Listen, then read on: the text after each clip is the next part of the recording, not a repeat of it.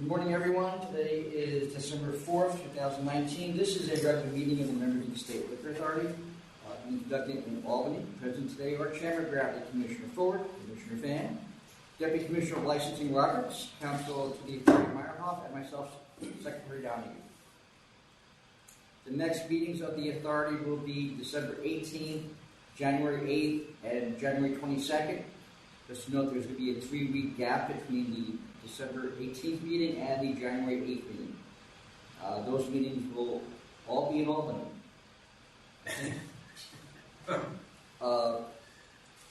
As your items called, please approach the podium and state your name for the record. The items will be called first in Buffalo, then in Albany, and then in New York City. Just for those in Albany, there is one matter signed in here. We're going to hold it until 11 o'clock when we go to New York City in case there's any appearances there. With that, Chairman, do you have any announcements to make right now? I guess I might as well make it now. Okay. So what's been happening with regular occurrences, people have been showing up at our office, particularly in Manhattan, but it's also happening here, to get immediate extensions of the temporary permits. The letter clearly states that we need 7 to 10 days to process that. So if you show up with an application to extend your temporary permit, it's not going to be done anymore while you wait, because we just don't have the people that are able to do it. It pulls people off of things that they're doing. So we suggest you send it in. You will receive your extension as quickly as possible, hopefully under 10 days by email. So there's no need. You need to follow the directions that are in the letter. Did I hit it all? Got it. And I'll be making that again, remind me.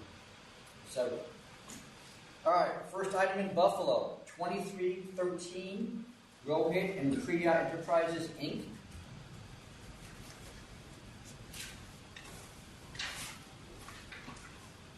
Good morning, Chairman. Attorney Anthony Pecoraro on behalf of Rohit and Priya Enterprises.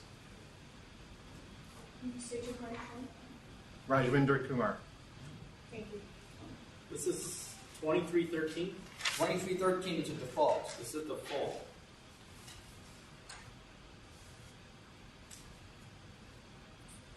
By the time I'm sorry? Are you just here to hear what the penalty is, or you have something to say? I have something to say. By the time I was retained and reached out to local counsel, this was referred on to the board. Wanted to take the opportunity to inform the board that I've educated my client on the tobacco and alcohol training. He's in the process of enrolling all his employees to make sure that this matter does not happen again. I believe this is a first impression to his store.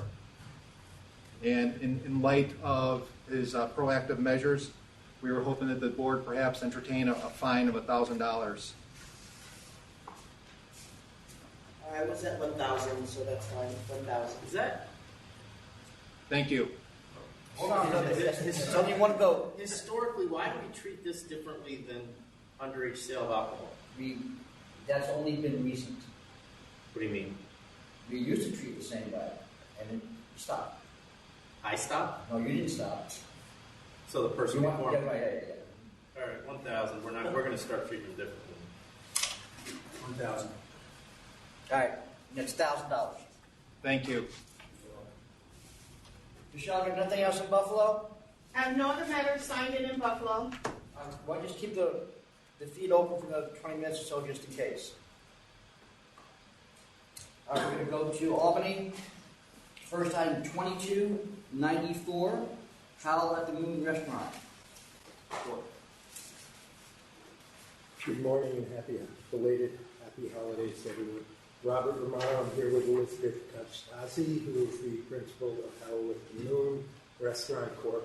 We've submitted a conditional no contest plea at the suggestion of counsel's office of $7,500. However, we're here today, and Ms. Kachtazi took the trip up from the Bronx today to appeal to you to see if you would consider a lesser amount, in that she was not aware that she makes no excuses for not having licensed security guards, but she was not aware of her method of operation, which was filed years ago from an expediter who was unfortunately no longer with us. but was not aware that she was not allowed to have security. She has kept a compliant premise. In 2016, I believe she had some underage charges, which she settled. There's ones before that, too. Right, which is why this amount was so high. So why? How long did she have security guards? Not that it's not going to affect anything. I just want to know She why. had intermittent. Why does she feel the need for them? It's a Fordham University restaurant, and in the evenings, on the weekends, it gets a later crowd. So that's when she has. So is she going to continue to need them? We're going to be filing a method of operation change to allow security on an occasional basis, 1, maybe 2 nights a week at the most. And that's it. Can I do that now? If you would allow her to start it immediately. I mean, they still have to file. I know, but Right. I can allow it now. Right? Okay. And we'll file it promptly. It's fine. I mean, All charges on the same day, so I'll go to 5,000. That's what I was thinking too, 5,000. 5,000, and she can have security guards as needed now, but file that We'll file it as quickly as possible. Will do. That's perfect. Thank you very much, Evan. Thank you. Next item, 2314, Blue Line Brewery LLC.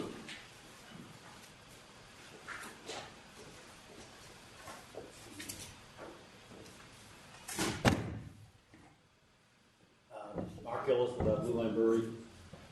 I'm here today to respectfully, if possible, ask for reconsideration and the cancellation of the license. I'm not sure. Where are you as far as getting your relief or filing a corporate change to put your wife on the license? Corporate change was sent in right before Thanksgiving. So we have that right now. As of yesterday, I did not have usually get the email receipt. As of Well, that's only. I mean, we haven't been in work Thursday, Friday, Monday. You said that we don't have anything when you said it. Monday, Tuesday, right before Thanksgiving. Yeah. Oh, because it has to go to the bank first. What's that do? And on my certificate, I'm real close. You've been saying that for a while. I know. I mean, this is. Listen, I'm willing to do backflips to keep you open, but you got to help yourself. That's what's. I'm reading this and I get angry reading it because it seems like this happened months ago, and we just get the corporate change a week ago. Well, during the process, so basically the corporate change did occur in 2016. During the conversation back and forth, I mentioned that You never filed with us, though. You did it internally. Correct. Because when the first the bank asked for it in 2016 when we were doing the refi, we did the refi. And then when I got arrested in 2017 and realized that she needed to be added, I didn't want to seem like I was doing a end around on you guys and monkeying around with the license. So I don't know who I spoke to. I mentioned that back, and they said, we'll take care of that afterwards, once we get you cleared. Same thing with the feds. I didn't want to look like I was monkeying around and diverting assets or anything like that. I'm trying to be respectful as I can. And why is this certificate of relief taking so long? It takes generally 69 months. I couldn't send it in to the end of May. I sent it Is in. this a New York conviction? Federal. Oh. So I sent it in, and I didn't have the 2018 taxes done, so I had to resubmit it with 2018 taxes. How long does it take us to do a corporate change, assuming we do have it? So you're not applying for certificate of relief, you're applying for... He's doing both. Yeah. Okay. Was there something you'd like me to answer, sir? No. Can we have 2 minutes outside to talk to him?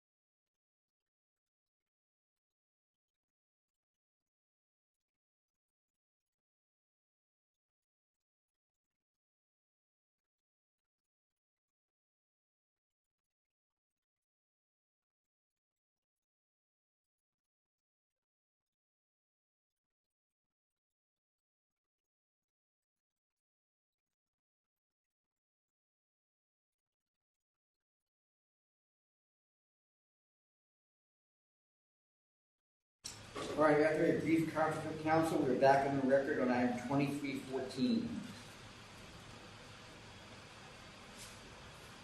All right, we're going to try. You better be straight that this thing is here. This corporate change is here, because if this thing is not here, and I find out 6 days from now we still don't have anything, then we're going to bring this back up and you're done. But adjourn it for how long? 45 days? So after the next meeting. Yes. So what's the third one? Let's go to January 22nd. And by that time, hopefully we can have the corporate change reviewed and you off the license. So 122. So as far as this, Everything is stayed right now, so you're open and operating. if the certificate of relief comes before then, Well, that either one, certificate of relief for the corp. I mean, the corporate change is already in, so at this point, if it's in, we're not. You can stop it. I guess you can call us and stop it. But Then if you get this certificate later on, you can always apply to get back on the license. okay. Thank you. This is the last hurdle I have, and it's important. Thank you. all right. Next item are items 2300 and 2301. AJ Lark Inc. Oh, I'm sorry, that was, yes. Did you say that? So 2,300? 2300 and 2301. It's one item together. Right around the corner.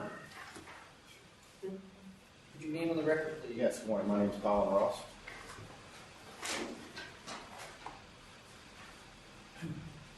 Did you have another matter on too? Yes, I actually have three today. Did you sign in for those other matters? I signed in and I told them that I had two different companies. That was, One is right No, after. you only signed in for one though, on the sheet here. oh, all right. I explained up front that I was here for two different issues. What are the other matters you have? So there's two for AJ Lark and one for Lark Tavern. So we got the two. So it's just. Yeah, let me grab it. 2305. So do 2,300, 301 first.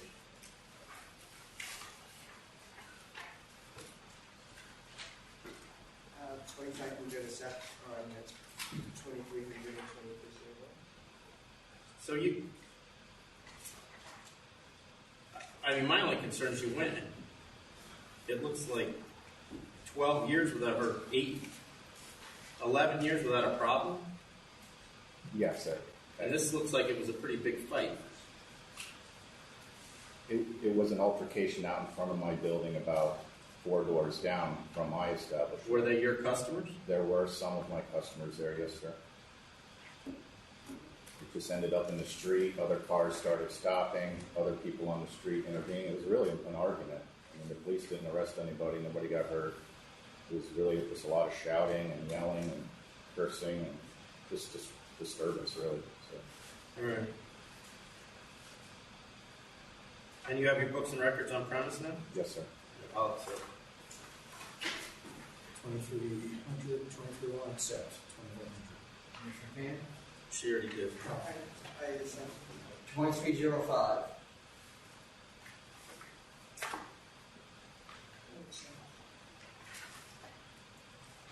Why are the police showing up at your place already so much? Which establishment? This is Lark. We're now on Lark Street, Lark Tower. Yeah, only thing I can speak to that, I brought actually every single report. A lot of these are routine and nuisance calls around the area, which I tend to get the addresses pointed to.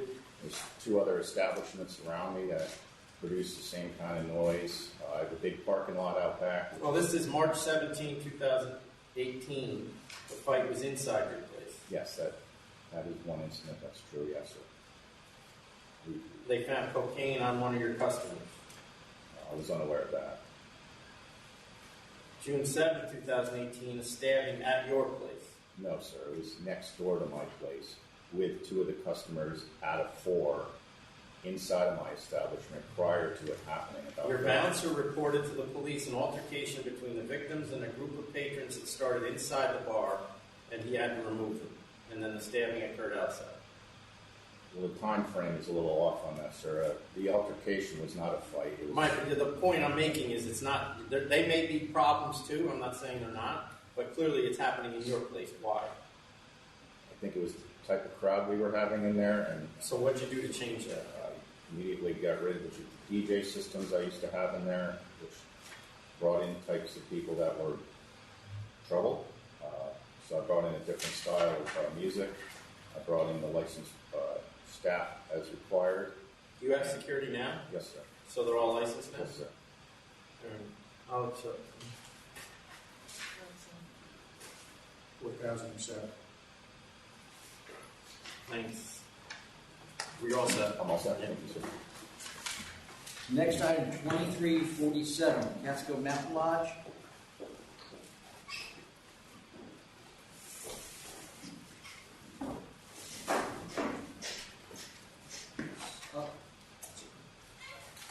Just go back a second to the left, like, he's not even supposed to have a deed. What? Put that in the letter. I mean, he said he got rid of it now, but he wasn't supposed to have one. So put that in the letter to remind him that his method of operation.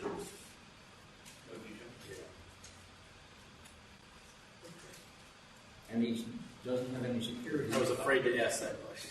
That's why I told him anyway. So, Okay. just put your name on the record, please. My name is Alfred Duarte. And you are, I'm the owner of the Catskill Mountain Lodge. okay, You wanted to get this held over from the year. Yeah. all right. So, this is So my- who's Mr. Neglia? Neglia was someone that was part of a family that was going to buy the hotel, buy the whole business. Who is he? He's a relative of, there's a group, a company formed A to group buy the what? hotel. You gotta speak louder, I can't hear you. I'm trying.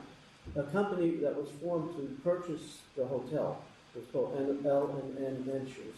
And the N is for the Neglia and the L is for the Levox. They were a family, they were related to each other. And so what do you do? What do I do? We own and operate the Catskill Mountain Lodge. But so they own it and No, now no. they're paying you $2,500 a month? No, we were in a process of selling it. They didn't actually buy it, they never bought it. So why were they paying you? You're the owner. Right. So they, it's kind of, things kind of went sideways. Clearly. Yeah, very, very much so. It started with, it was on the market, real estate brought these people in, they were going to buy it from us. We had contracts drawn up. My lawyer was named Dan Lamb out of Saugerties. What's his name? Dan Lamb, he was our lawyer when we bought it and when we bought our home. So we went to him. So he was drawing up the contracts, and then the Levox, who were the main people that were going to be behind the sale,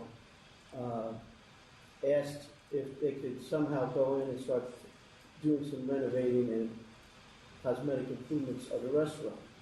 And While it was open, or were they going to shut? no, while it was open and it wasn't sold yet. So, so Dan Lamb was working on that, and unfortunately, in February of 2018, he died. In the meantime, there was this management agreement drawn up that was supposed to be temporary, so they could go in and fix up a few things, that they could do what they wanted to do there, fix it, and that would just be like a 30-day thing, and then we would go to sell. Well, it dragged on. They were supposed to get their own liquor license. I met with their expediter. All this stuff was happening to go towards So the how sale. long did it go on? They finally, it kind of fell apart in either June or July. So it went on for 6 months. Yeah, because of financing. Using your liquor license, and then they're sending you a check monthly to cover whatever your profit would have been if you've been running it? It wasn't quite set up that way. We Is set it that up. the way it worked out? Well, the way it worked out is the proceeds were still coming into my bank account. And all of the sales, I was buying all of the liquor and paying for it, and all of the sales, the credit card and cash were coming into our account. So what were they getting? They were going to get a 1099 at the end of the year, whatever profits after So they worked for 6 months and didn't take a dime from you. That's what they claim. Seriously. Yeah, well, then actually, in the middle of that, I also handled all the payroll. Right? So at some point, the payroll became very hard for us to do because we had the hotel payroll and we had the restaurant. And what happened with the payroll was we weren't getting the hours on time, it was delaying us, and then they started to hang on to the cash. And this is where it started to get...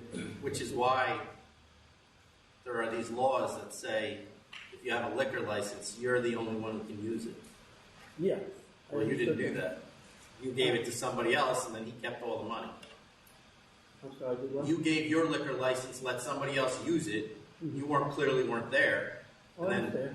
I was there. You were there every day? No, I was never there every day anyway, but I had people working for me. So how did the payroll get screwed up? Because they're supposed to give us the hours every week. Okay, so, this one made this many hours, whatever. And we weren't getting that in a timely fashion, and we were delaying doing our hotel payroll. So basically I asked them if they could set up their own payroll. They said they would. And so then they started hanging on to the cash. And that's kind of where everything fell apart for us. Maybe that's why when you're over the business. Well, is this business open right now? Yes. I mean, you basically rented out your liquor license for $2,500 a month. I understand that's the way it came out to appear, but that was not the intention. It doesn't matter, that's how it came out. That's what I understand that. That's how it worked out. I understand it, and I'm sorry about it, but we were trying to sell. We were there for... Are you still trying to sell? It's off the market right now. So is it closed right now? No, it's fine. It's working. It's So not who's profitable, but it's who's working. running the business right now? We are. You are. Yes. So we've straightened out all of that. Those folks are no longer involved. And who advised you to do this? Your lawyer advised you to do this way? I believe he was drawing up the management agreement at the time, and then he decided he went on vacation. Yeah, no, I live in that area. I do recall passing on. All right. You ready to vote? Yeah. I'll take 75.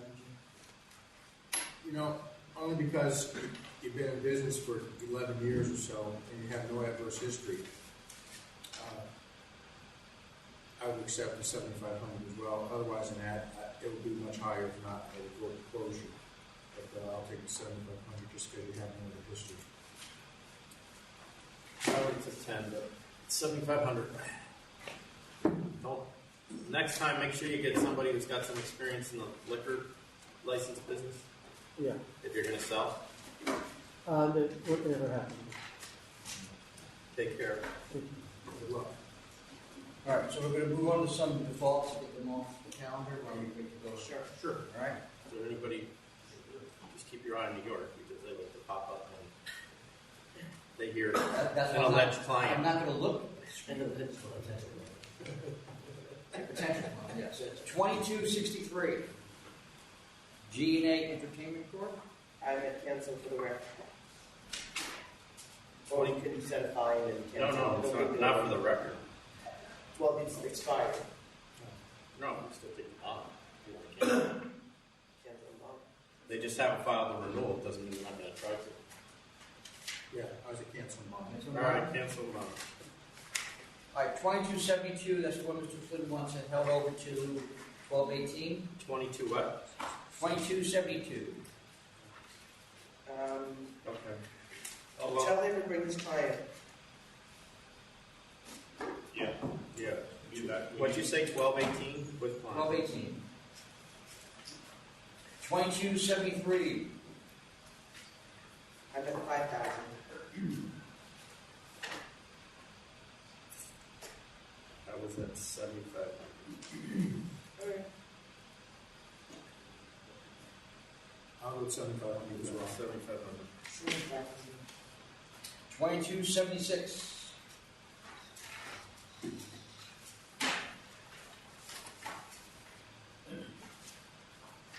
And at 12.5. You can't. 10 is the max. Oh, 10 then. I was at cancel.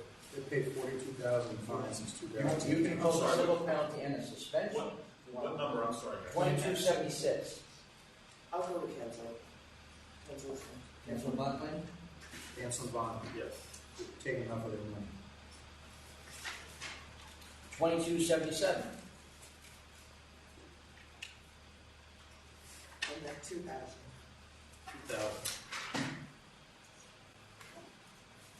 2,000. 2288. Hold on. Yeah. Martin Miller, Miller Buscemi. My partner has, the licensee is with me. My partner has had the client for a while and has always responded to any notice that was sent to them. Which case are we talking about here? 2288. This is AB Spirits Corp. Right. Well, I don't know what, the United Postal Service says the notice of pleading was delivered, left with an individual on October 11th. Mr. Chairman, all I can say is this man has been honest with us the entire time. There have been other proceedings. We've always responded to it. There was no reason not to respond to this thing. He says he did not get the notice either at his home or at the store. And whether he's telling the truth or not, I don't know, but somebody at his store took it. And it wasn't a customer. There's been one prior proceeding, that was just this summer.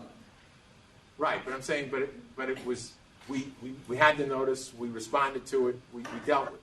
I'm just asking that it go back to counsel's office so that we can discuss it with counsel or whatever the attorney is that will be handling the matter and go from there. I mean, he does not, as a matter of fact, what he just said to me was as a result of the other one, he takes a special care to see that if any sort of certified mailing or anything of that nature from the liquor authority comes, that he responds immediately. It's up to him. I mean, if you want to. Well, I think that this. Well, I mean, there's no way here is going to be very severe. No, that was what you can walk away today with cancel, but I'm going to tell him the only thing I'm taking on a plea is a revoke and bond if it comes back. So you can take a cancel and walk away today. Mr. Chairman, can I at least explain this to him? I don't know that he would want to do it. I don't know where the other two are, but that's where I was at. But yeah, you can go. We'll second call. All right, thank you. 2298. There's no way he wins the appeal. He delivered. Yeah. I'm sorry, what were we up to? 98. 2298. Well, I can't hear, I can only focus on one person at a time. The chairman takes precedent. Ooh, that rarely ever happens. Cancel for the record. Cancel for the record. Is this already a settled case here? Yes. So cancel for the record? Yep. 2306. And at 5,000.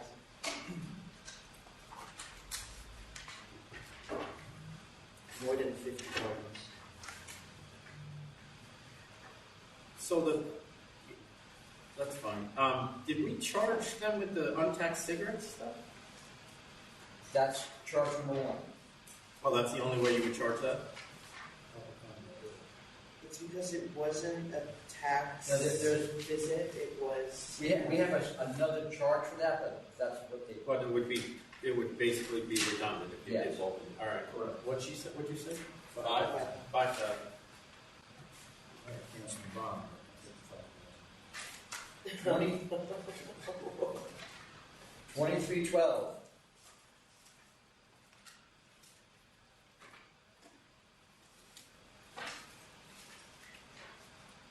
I'm at... You want to start taking it down? No. I'm at 1,000. We'll do it.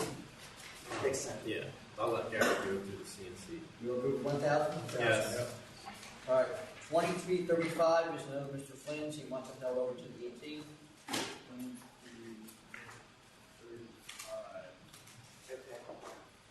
You agree with that? Yes. What's the 18?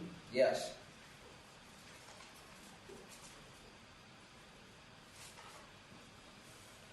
And tell him to bring his client as well. This is the 154. for 3 p.m. Actually, can I go talk to council? On this last one, Yeah. we're going to take a brief recess, tell the council, on item 2335. You too.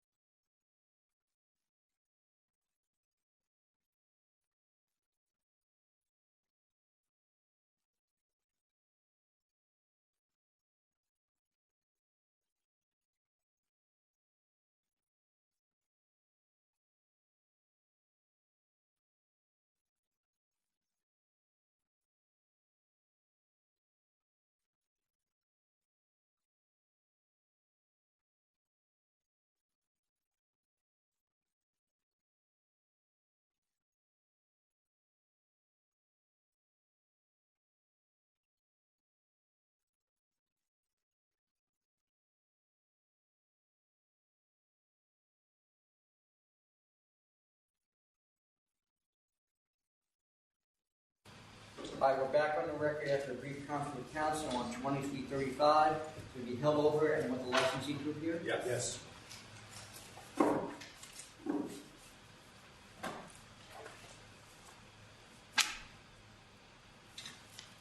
Mr. Mailer? No, he can wait. As long as he wants. We're going there anyway. I hear snow. Is that in the audio? No, it's the heat. It's the radiator behind him. Old building. Sounds like the sidebar noise in federal court, so I thought. It's called. For this one? Yeah. No, he can. If you need more time, you can take more time. All right, thanks. Thank you. All right, thanks. All right, then we are. I don't care if he takes the rest of the hearing. I'm fine. Okay, well, with that, we're going to take a brief recess until 11 o'clock. Okay.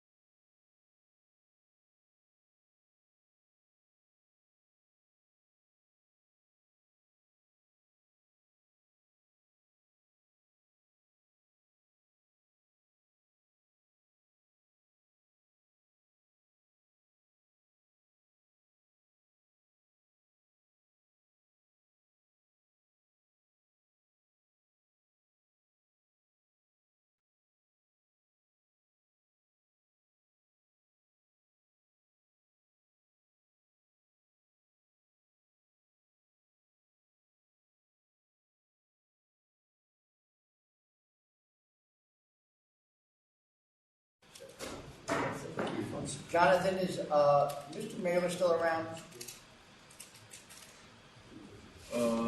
Yeah, give me a second. Just could you ask me, the last item you signed in on was item 2431.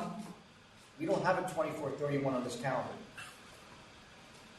Unless you're signing in for the next meeting.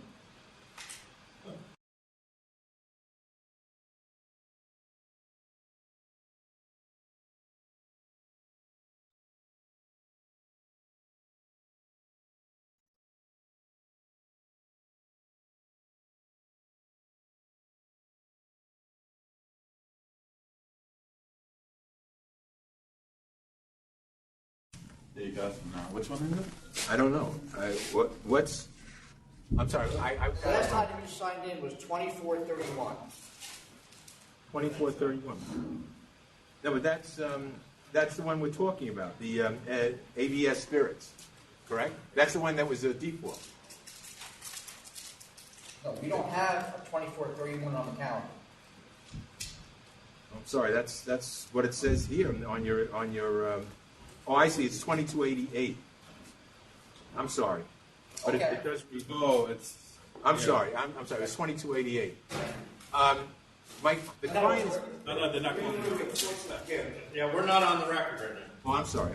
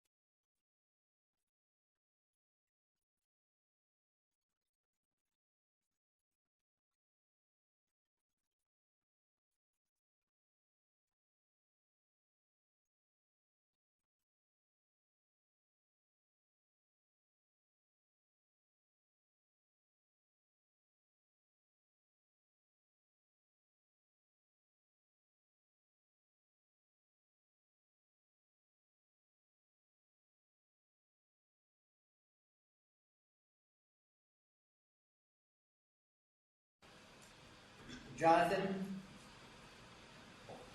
Yeah. so Mr. Conway and Mr. Moore signed in for 2366. There you go. Gary, we were very happy to have Chris with us at that. Yeah. Tom. Yeah. We don't have a 2366? All right, let me check it. Well, he made us credible.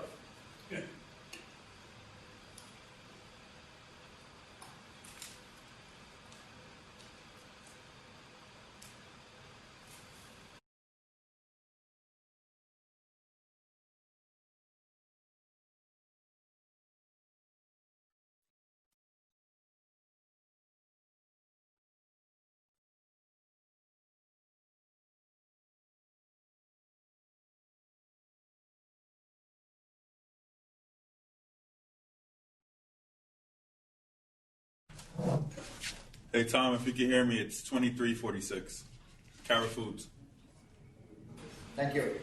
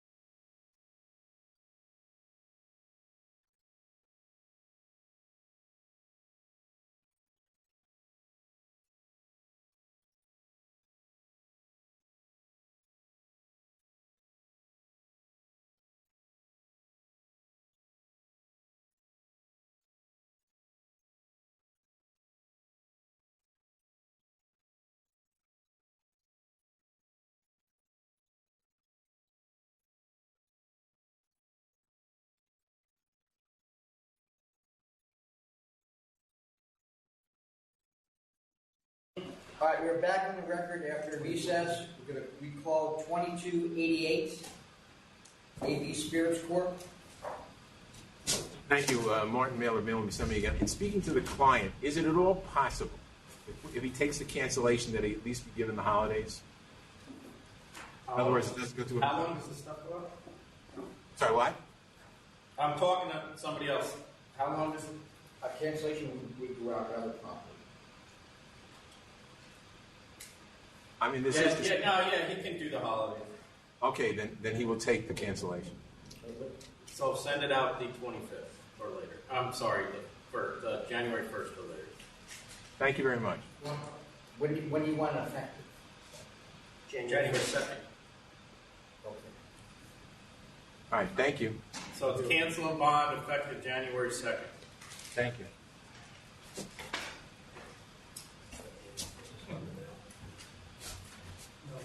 Well, that was helpful. All right, we're going to proceed then with the New York City items, and we have one that's also in Albany. It's 2315, a Grain Heritage Wine and Spirits Inc.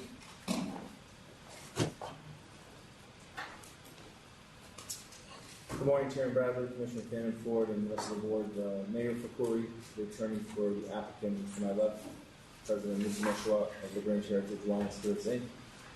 Good morning, everybody. Good morning. Be in opposition on this one. Here or in New York? At least here. Is anybody in New York here for this matter? No, there's no one here for it. All right, so we'll hear from the opposition. Who's here on this as opposition? Everybody's in opposition. Come on up to the podium. Come up, state your name and what you have to say. And what store you're affiliated with. Yep. If you are affiliated. Yes. So my name is Bob Keating. My wife and I own Arlington Wine and Liquor in Poughkeepsie, New York since 1983. I understand which store? Arlington Wine and Liquor on Route 44 in Poughkeepsie. R&V. Yeah, no, I got it. All right, got it. So I'm here to oppose the addition of another license in our area. I think everybody realizes that the population in our county has been shrinking. Currently, all the stores are basically working with the same pool of people. How much is it shrinking? Because nobody really provided us with any numbers. Well, no, I actually don't have those numbers. I have our store dollars that I can talk to you about. Your store numbers are in excess of 10 million.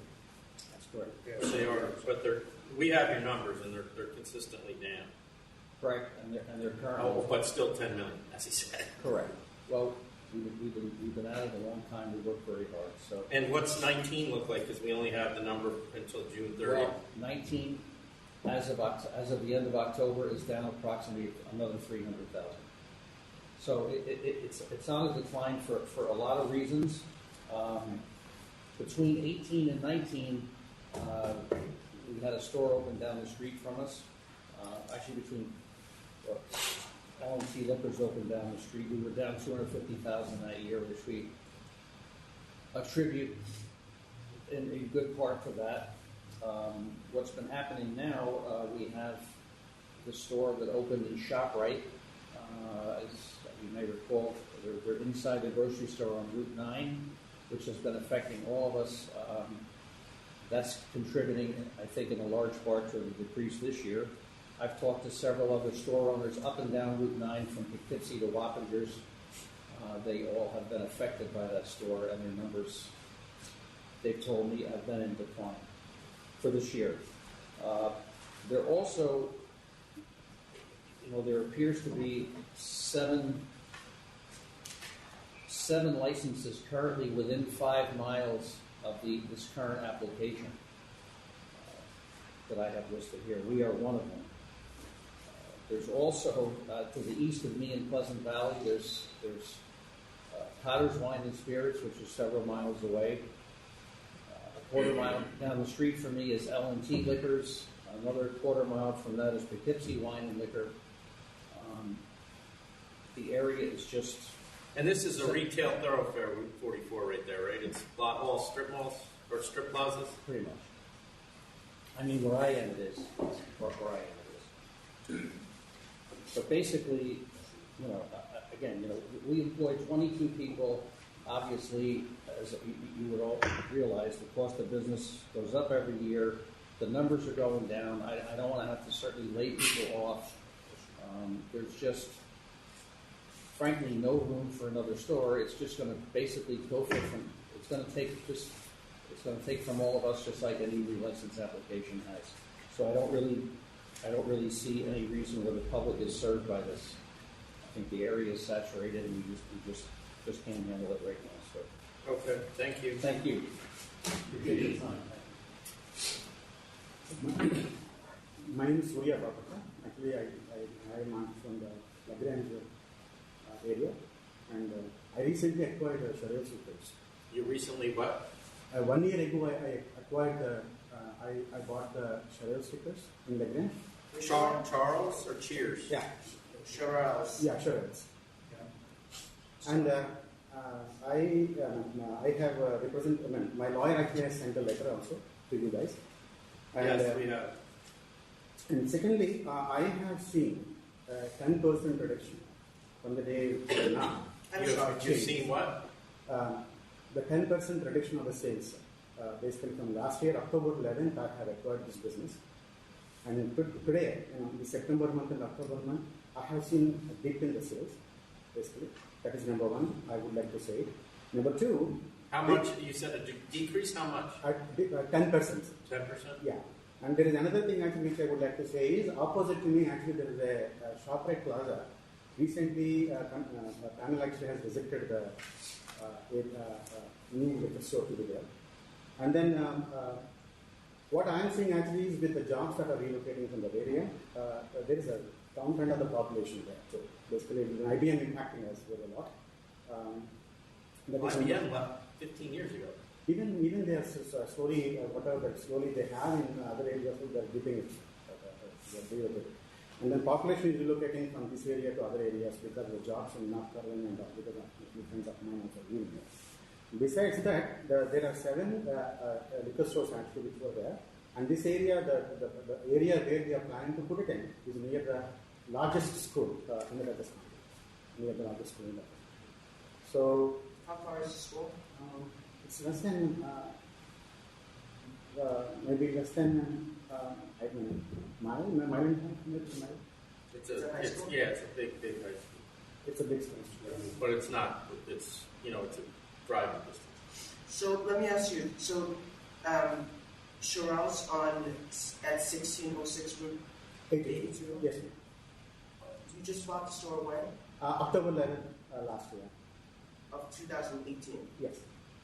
But you were reporting all these numbers from 15. It's a corporate change. There's a corporate change? There's a corporate change? So we have all the licensing stayed the same as change of ownership.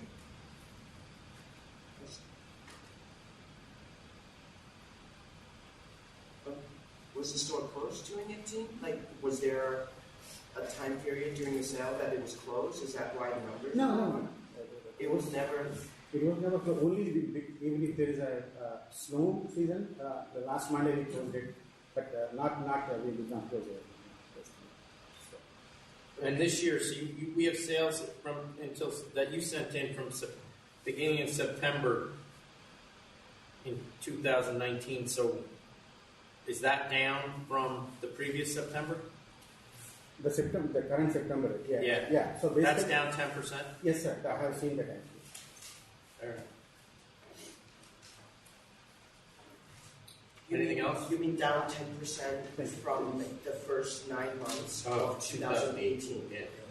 So you're looking at 10% less than 2018. Yes. If everything. And that was already a good 10% down from 17. More. Yeah, more than 20%. All right. 10%. Thank you.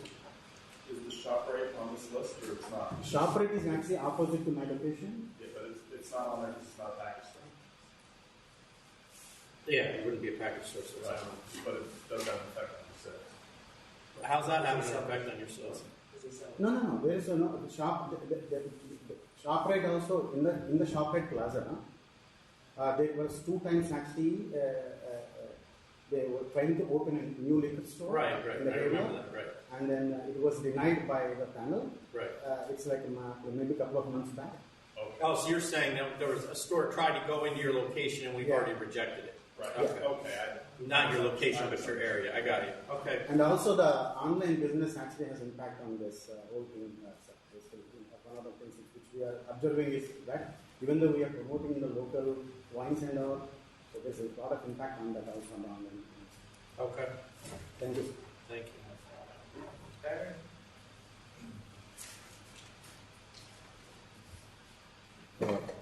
Mr. Chairman and respected members of authority, my name is Chandru Mankani, and I'm from Gotham Wines and Liquor on Route 55 in the Grange. Now, our store has been in the present location serving the community for over 30 years.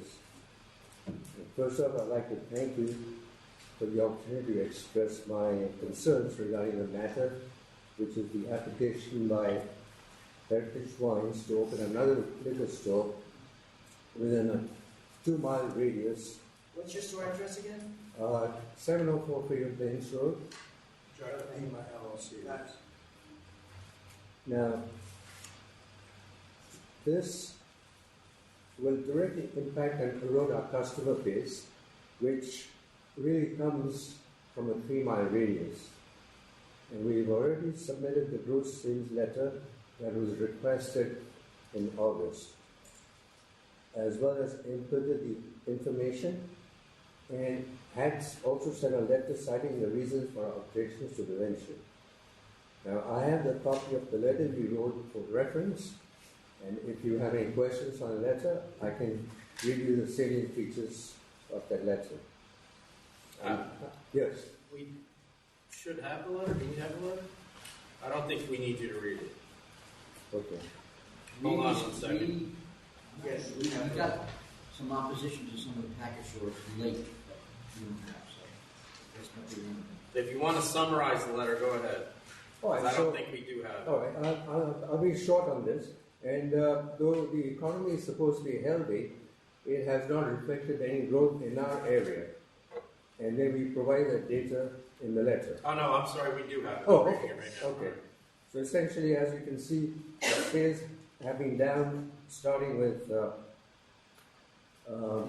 2016. 16 was right up there, and then post 2016 has been a sharp drop, most appreciable being in this current year.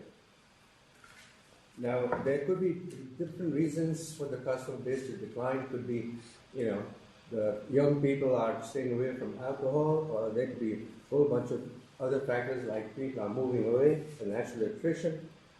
However, all this has happened in spite of our maintaining a constant inventory and being on top of the situation. So based on all these factors, we feel that another store within our immediate, on the same road, will be an issue for us. Okay. Thank you for your time. Thank you.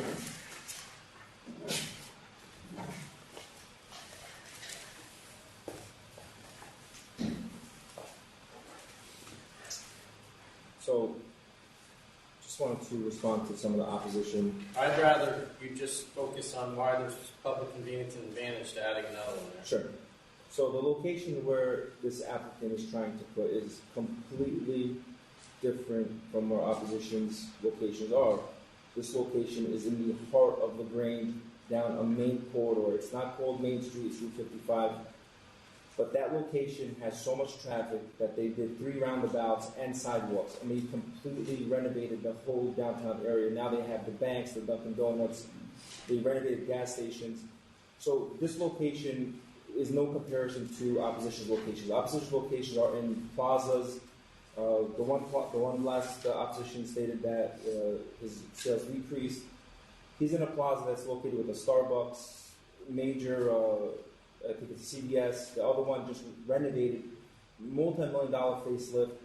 But they're on main streets where there's no foot traffic, there's no sidewalks. People have to drive to get there. And their locations are in the town of Poughkeepsie. So most of their increases in sales are from town and city of Poughkeepsie and traffic. This location, again, is in the heart of LaGrange. LaGrange...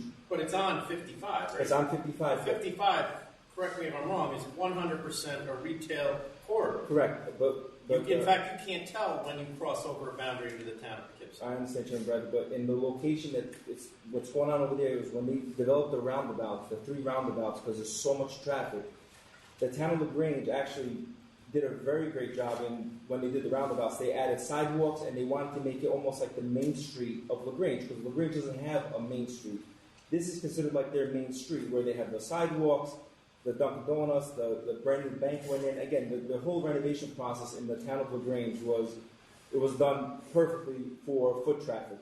Where are they walking from? Because it's a retail corridor. It's a 4-lane highway. No. They No, I know there's a roundabout that you now come into, but when you come out of the roundabout, you're in 4 lanes. No, Chairman, it's 1 lane on each side, one going up, one coming down. They changed it. They renovated the whole. No, I've seen it.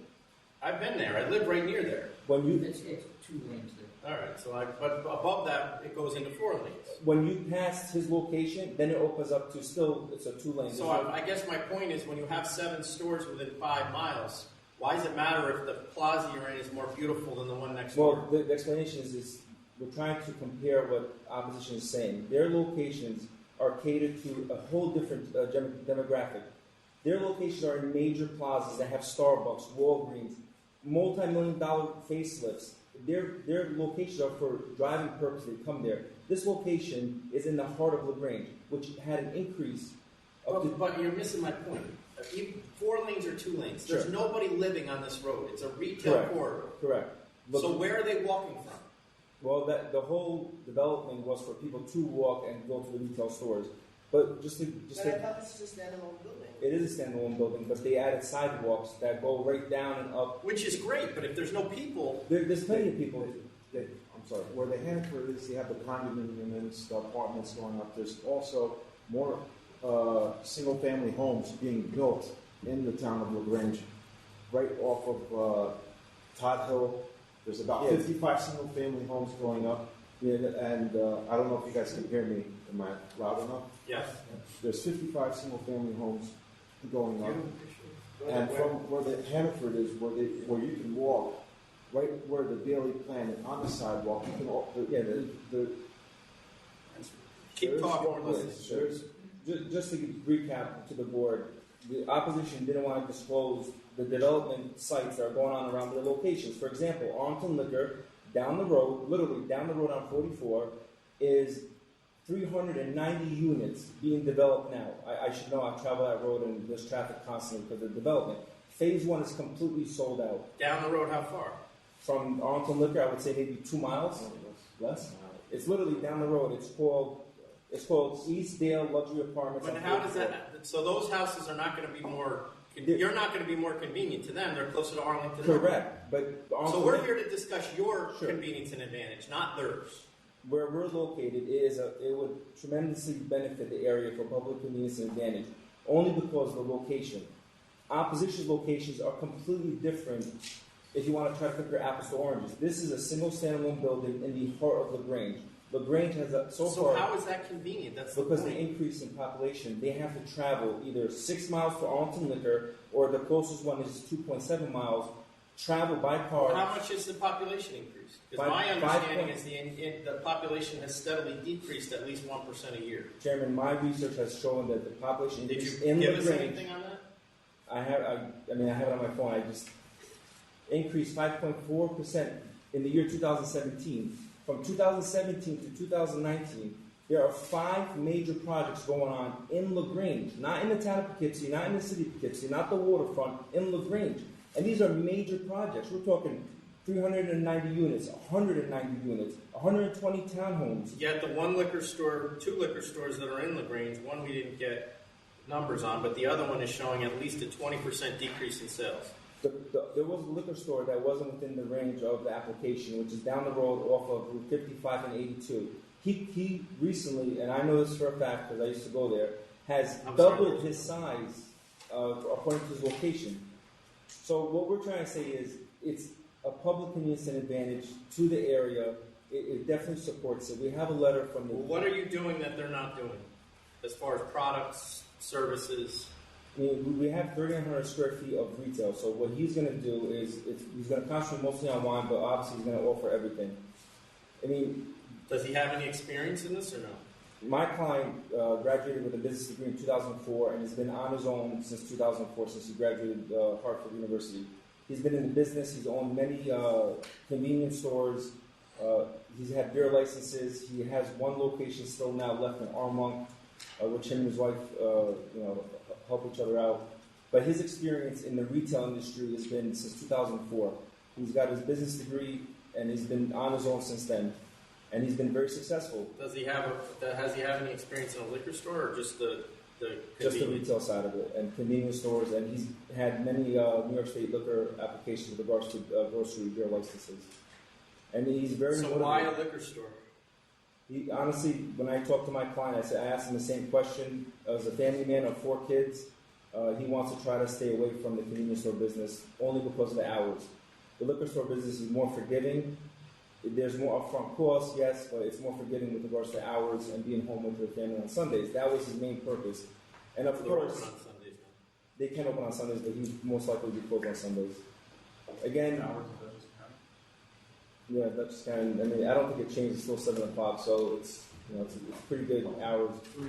But, to the board, just in retrospect, what we're trying to say here, there has been a definite increase in population in Dutchess County. I've been a resident of Dutchess County my whole life. I don't understand opposition's way of telling us that it's decreased. People are moving up from the city to Dutchess County. The increase, so 2017, I'm talking about LaGrange. I'm not talking about the town of Poughkeepsie or the city of Poughkeepsie.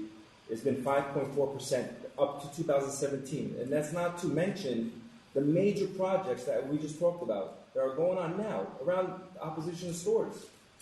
And their stores also have a lot of foot traffic because they're in plazas that have the Starbucks, the Walgreens, the CVS's, Smokes for Less. So it's really, you can't compare the two. I mean, it's just, I understand where they're coming from, but you're talking town of Poughkeepsie, 6 miles away, $10 million in sales, to the heart of LaGrange. I mean, Well, you're focusing on one store. There was 2 other stores here that both indicated, and one of which is showing a 20% hit, and all 3 of them testified that the population is down, and you're giving me nothing other than you're testifying it's up. I live there. I know it's down. According to the 2010 census, the population in Dutchess County has increased. That's 2010. We're in 2019. Dutchess County's estimated population is 293,450 with a growth rate of 0.14% in the past year. This was the 2010 census. That's why I'm reading it off. So it's steadily increased. That's 9 years ago. Correct. And then my research showed that in the town of LaGrange... Without you showing us that, that's kind of... I could submit it to the board. No, we're not taking it. And again... All right, I don't have anything else. Unless you guys... And I just want to mention one more thing. Go ahead, you can have one. Go Just ahead. the Dutchess County Chamber of Commerce wrote a very good letter for my client. I don't know if the board received it. We submitted it a while ago. And they're in full support of this. And, the Chamber of Commerce does not want to hurt small businesses. It's not in the package. It's not in the package? We submitted it sometime in late August, September. We submitted it after the application process. Well, hand it up. I'll take it. I'll just...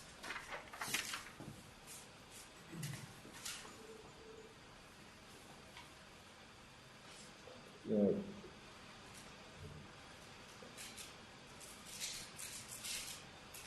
right.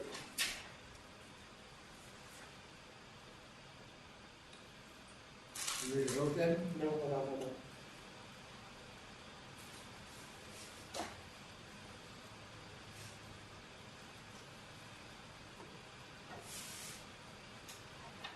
Throw that down the common meeting. We can keep this, right? Yes. We emailed it up after the application was processed.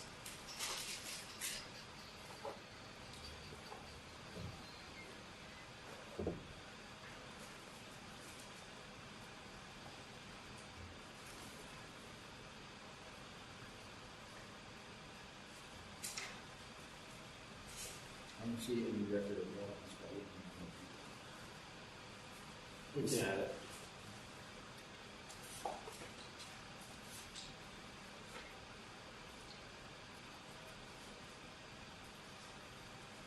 said your hours are not to be open on Sundays, right? Correct. He's planning on not opening on Sunday.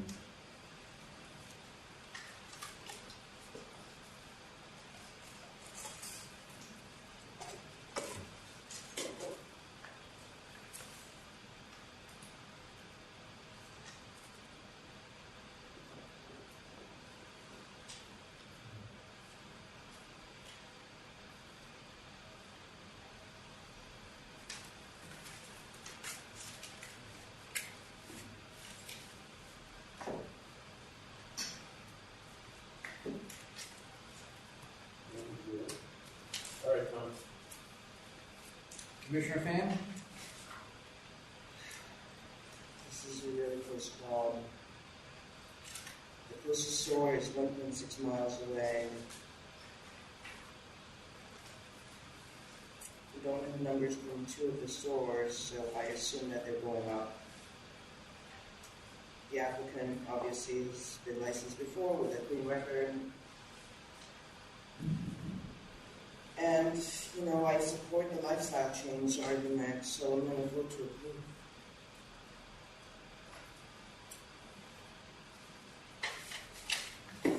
Commissioner Bradley? Oh, you moved me again. Commissioner Ford?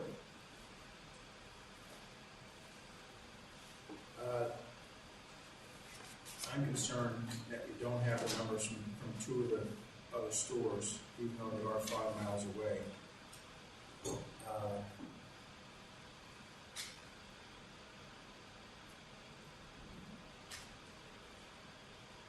Closest store seems to be maybe on a little bit of a rebound.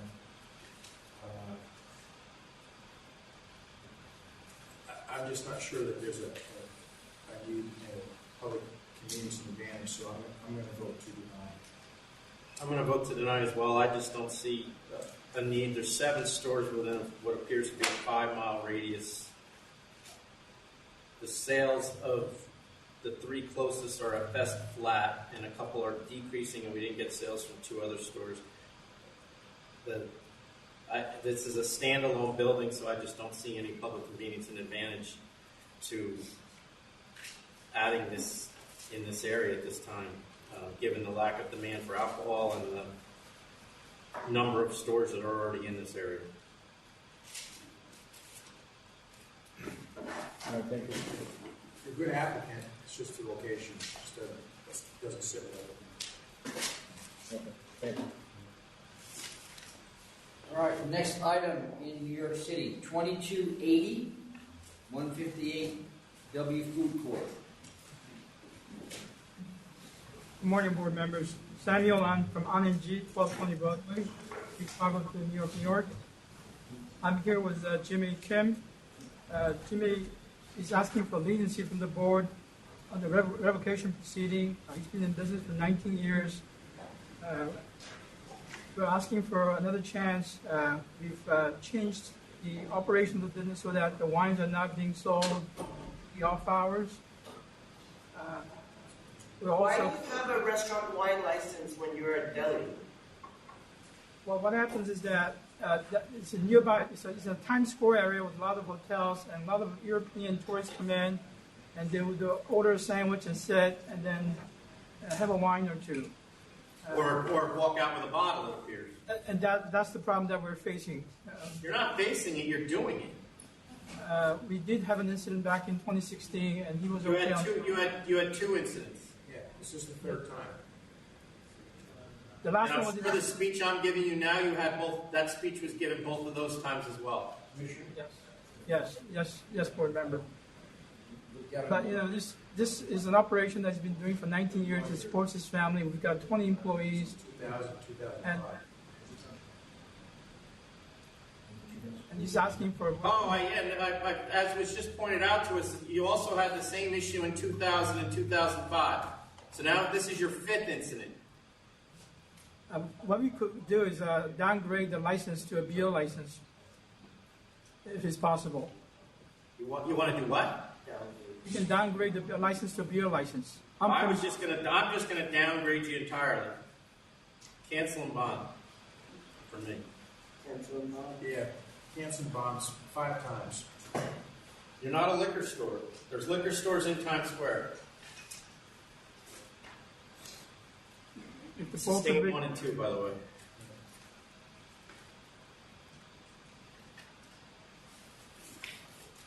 If the board could consider a heavy fine on the client, licensee on it. No, we're done. The members have voted and opposed cancellation of bond claim. Thank you. Next item, 2270, Sapa Inc. Good morning, board members. My name is Jasmine Guadalupe. I'm appearing on behalf of Sampa Inc. We're presenting today to ask the board for leniency on their fine. They've actually been in business more than 10 years without incident, and they immediately remedied these 3 violations. And we were seeking to have a fine of $1,000 if the board would consider it. So, why? Anybody have any idea why they went into this place? Because they clearly did not find what they were looking for.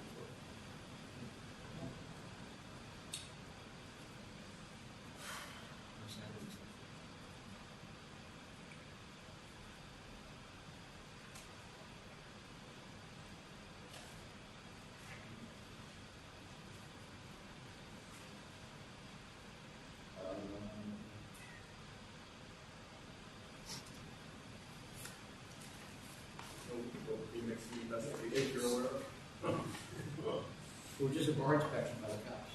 No complaint? All right. We wouldn't know that, we don't get the PDR. I bet you that's. Because it's since 1997, I was going to go to 1,500. 1,500. Thank you, board.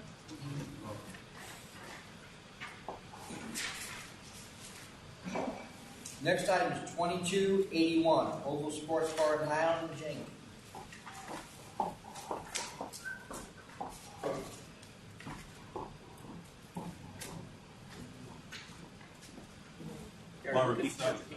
I'm sorry. 2281. One was charge 8. Did we charge the wrong charge here? I realize this is before your time.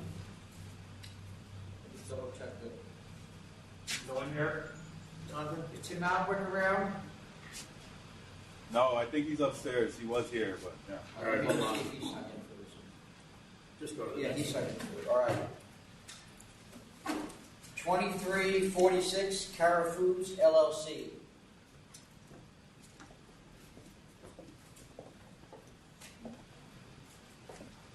Can't tell from the record. Awesome. No, state your name. My name is Emer Conway.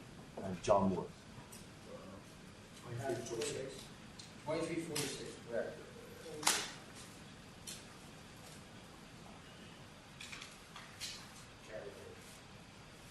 So who put this over? They did?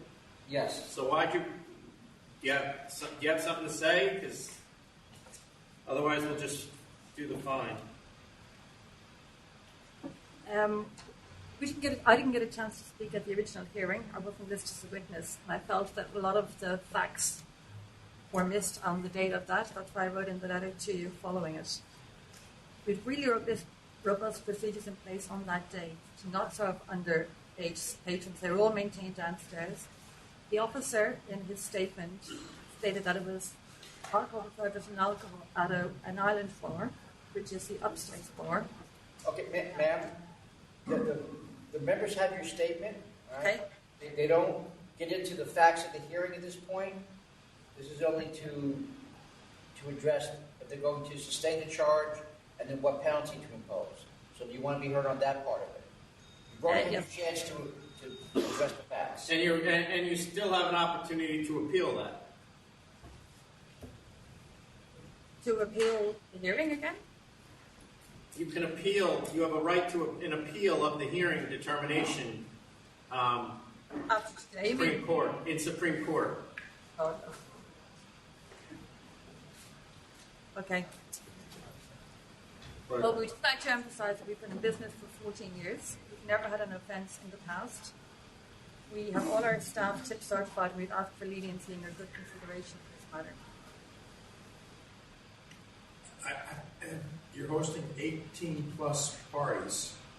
We only had this on one. We don't do them anymore, but the bar is on 2 levels.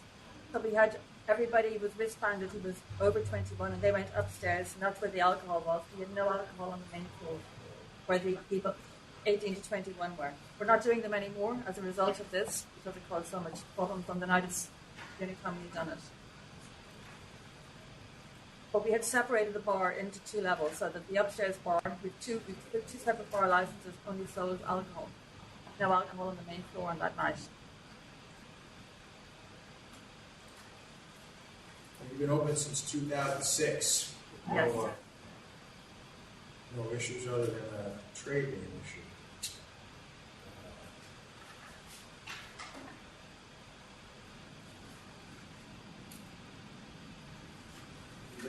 Yeah. Go ahead.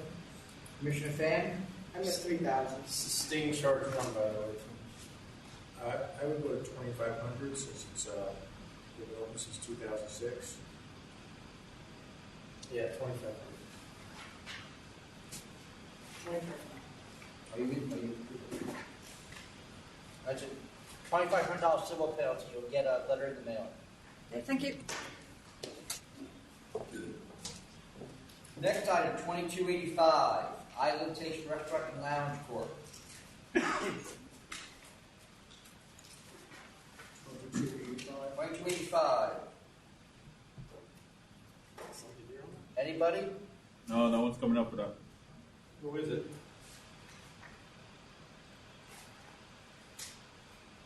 No one's coming up? No. No, but it's dismissed anyway. Dismiss charge one. Yeah, dismiss. 2343, Corner Deli Mart, Inc.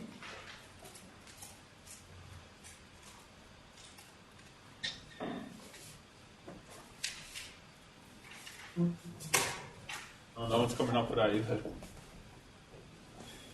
anyone here? That's That's Alan. Mr. Allen. That's Alan. So was the other one. Oh, okay. All right. I don't know where he is. Save it. Yeah. Yeah. It just dawned on me that, Enlighten us. that you didn't make the announcement again that you wanted to make. So you think? You told me when to remember. Well, I'll do it And I now in case forgot people are to- watching. So we're encountering a problem, particularly in New York City, with the extension of temporary permits. People are coming with the extension paperwork and coming to our window in Manhattan with the extension paperwork and expecting us to turn it around immediately. The letter, when you get your temporary, is pretty clear. It says we need 7 to 10 days to process it. So we'll no longer be processing at the window. You'll be getting your temporary extensions in the mail. And I would suggest that you plan accordingly to send it in 7 to 10 days in advance of when it's needed.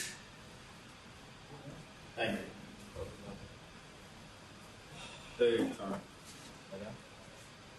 Tom Tim is here. Oh, nice. 2281, Oval Sports Bar and Lounge, Inc. Timothy Allen from the licensee. I apologize, I was in the hallway. The licensee is with me here today. This is after a hearing. So let me sustain 1, 2, 3, 4, 5, dismiss 6, sustain 7, dismiss 8, sustain 9, 10, and 11, dismiss 12, and sustain the rest of the charges. In the decision, there's mitigation that's listed. He's corrected, the tinted windows, Most of it is fire extinguishers, the sign. most of it is technical violations, other than the maximum occupancy. Fine for 6 years from liquor stores. Yeah, that's a problem. People have no shot. He's corrected that now. He's made purchases from Empire and Southern. He's been in business for 7 years. His adverse history is he paid one $500 fine, it looks like.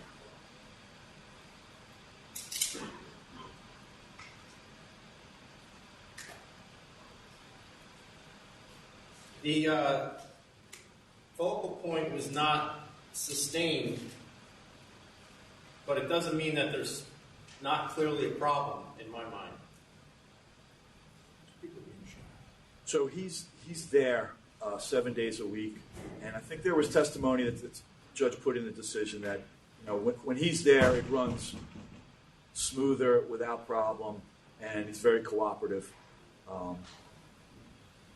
And I think he realizes there was a little bit of an uptick in some incidents, and he's committed to making sure that the problems are handled.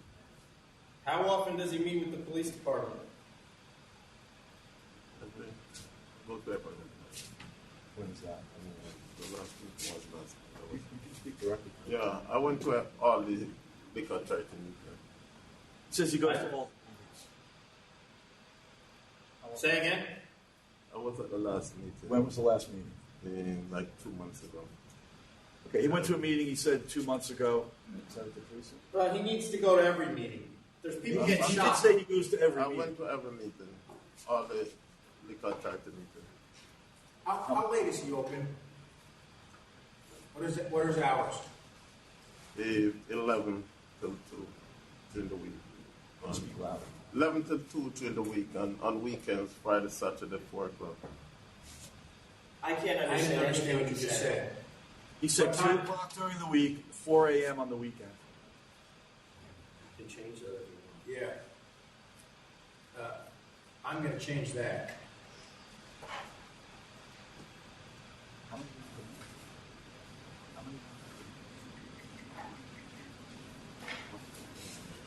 Assuming that we let you stay open.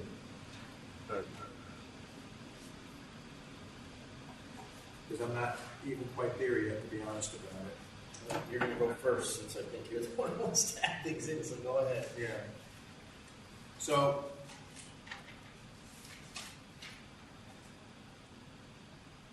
your two-part penalty, a fine of at least $10,000, and your weekend hours are going to be pulled back.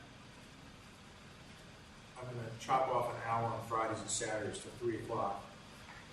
Maybe get people out of there in a little more orderly fashion before things get completely out of hand. That's just my opinion. Okay, so at least 10,000. Is that 10,000?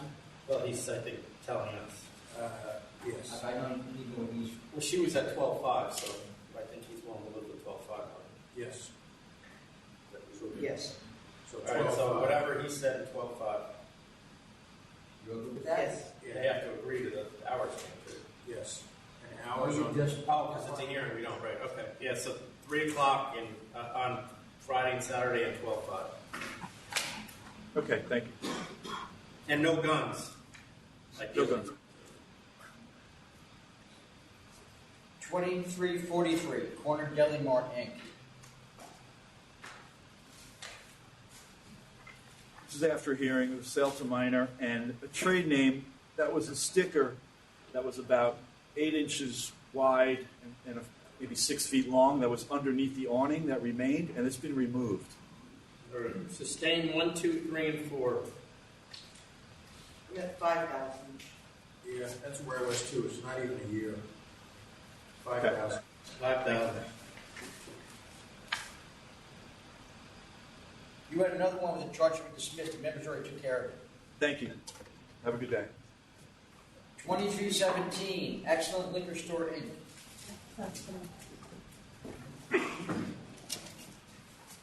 We have opposition, Tom. We're the opposition. Yeah. State your name. Yeah. Good morning, everybody. My name is Marie G. Excellent, and this is my husband, Jim. We are the proposed new owner, Excellent Liquor Store, to be located at 144 10th to 43rd Street, Rosedale, New York. We're here today because we want to open a Okay, liquor store. hold on for a second. Is there anybody here in opposition? Yes. Come on up. We'll hear from them first. You guys can have a seat. Okay, sorry. Good afternoon, Chair, Commissioners. We are here to oppose. Could you put your name on the I'm record? sorry, yeah, Denise Kojak. I think we've met before. Citizen. Citizen, concerned citizen, neighbor. We gathered today on this slushy day looking for parking. So we're a little bit late. We appreciate you hearing us. To oppose Excellent Liquor Store, 14410 243rd Street in Rosedale. And it's nothing personal, but this store is planned or slated to move in right next to Rosedale Library. And my experience has been that I've walked into the library. Kids are not chaperoned all the time. They're neighborhood kids. They're 7, 8, 9, 10 and older. And they're allowed to be free without their parents. And yes, there are chaperones in the library. But this is 2 doors away from the library. I'm not following you. Are you implying that they're going to go from the library into the liquor store? They're not of age, sir, so that would be impossible. I just think it's a bad influence. It's a bad influence, and we're asking that that you reject the license. Okay, there's enough liquor stores in the area. You rejected a couple others that we protested. Gigi and Tawar, I think it was. And our signature sheet is again 460 people that don't want it. Everyone we speak to don't want another liquor store in the area. And this is not the same sign sheet. This is a different. No, I know, but you didn't send. Once again, you didn't send it in time, so we don't have I didn't know that you were having. I didn't know. I don't know that you're having this. I'm sorry, that's what you said. So, say your name again? Denise Kojak, Kojak. Okay. And we all feel so strongly. Get in the picture. There's about. And how close do you live to this location? I live about a mile and a half. No, it's about a mile. Right down this. Right down South Conduit, which turns into Sunrise Highway. And it's 243rd Street. And it's right next to the library. I don't think that it's a good place for a liquor store. We don't think that it's a decent place for a liquor store to move in right there. It's, are any of those folks around you other liquor store owners? No. Yep. Nobody else. Oh, you are? Okay. He is, I'm sorry. I'm the owner of M&N Liquors. It's maybe 10 blocks. Put your name on the record, please. Tejinder Singh. Which one again? I couldn't hear you. M&N Liquors. All right.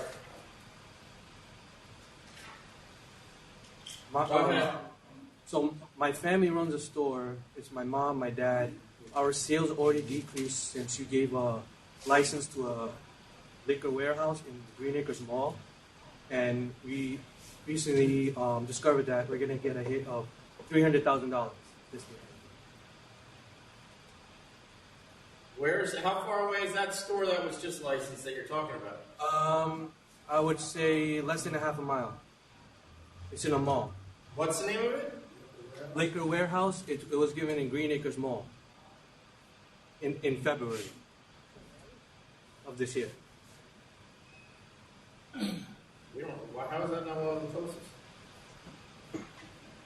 closest? A beverage warehouse, beverage something.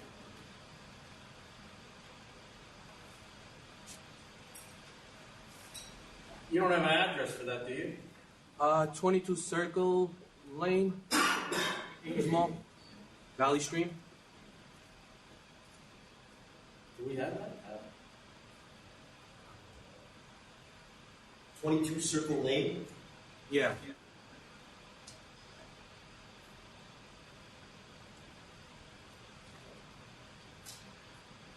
And what do you think your sales are going to be down how much? 300,000 this year. How is that? Because we're already down. You're already, as of 10/19, you're 300,000 less than you were last year. That would mean you closed on 10/1. Sorry, not 300. At least 200,000. Because holiday season, even Thanksgiving didn't go well for us. It's the warehouse I'm talking about is huge. and we have foot traffic and all that stuff, but doesn't. I got a 22 Tulip Circle, Valley Stream. That's got to be one of the four closest. He's over here. He's over here. It's not listed. They didn't And list- we just issued that license? When did we issue that, Adam? I think it was back in February. Hold on. We checked this is a transfer, 99.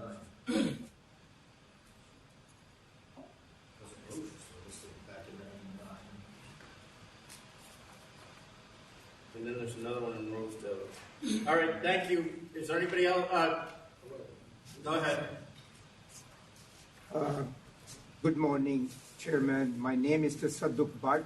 I own the liquor store for the Great Liquor on 222. What's the address?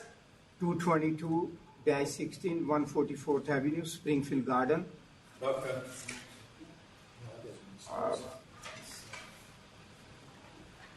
I send you my record for last 3 years. We don't increase anything. The neighborhood is same.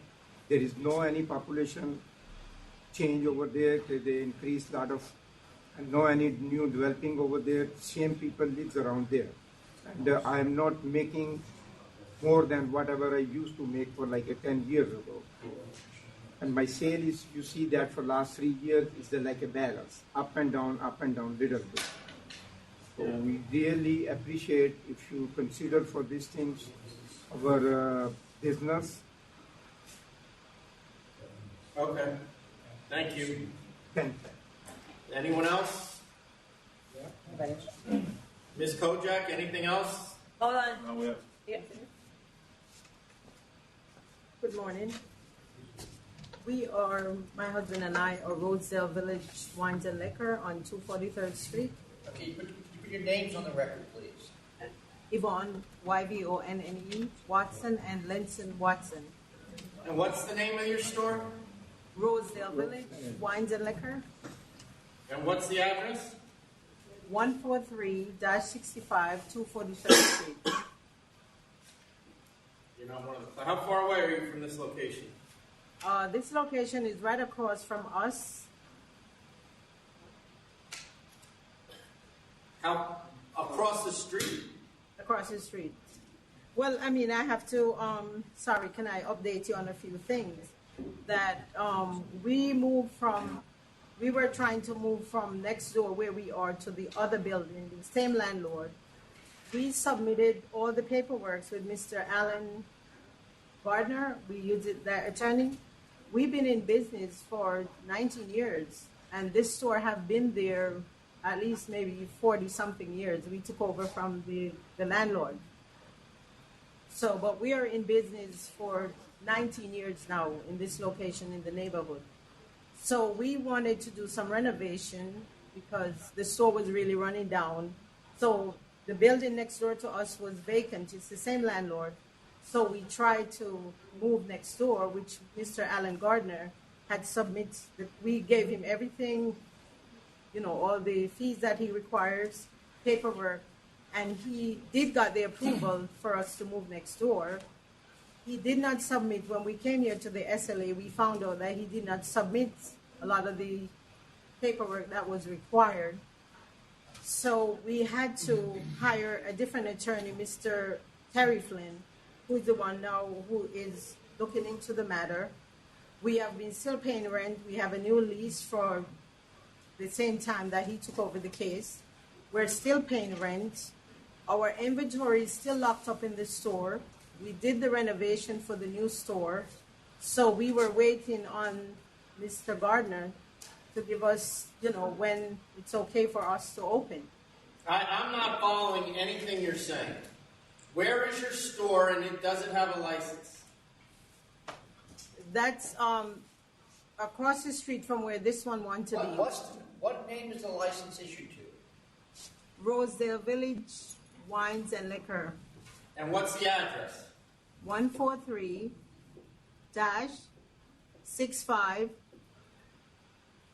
243rd Street. Oh, so the new address would be 143-63, right next door. That was where the new address should have been. You have that? All right, you were at 14365, and we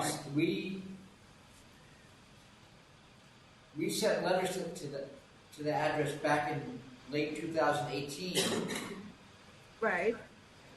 And nothing came back. It's been deemed abandoned. Yes, we came. Yeah, we came here, and that's what they told us. Hold on. And your other application was disapproved back last December. So nothing's pending. So nothing's pending, and there's, as far as we're concerned, there's no. Well, there is a license at their old place, although we've deemed it abandoned, which is not a legal status, but it's been deemed abandoned. But when did that? Are you operating right now? No, that's what I just said. All the inventory is locked up in the store because we're waiting, to see what will happen. That other license expired, so there's no license at all in effect. The license at their first place expired in June. But they think they have paperwork in with the lawyers and they're waiting. Yeah, but this guy already filed. Nothing has been submitted to the authority. Well, Mr. Gardner the attorney we had did submit the papers, and we did get a Right, that was disapproved. That was disapproved back last December. No, he had approval before. I remember you're going to take a brief recess to discuss the legal status of this matter with counsel.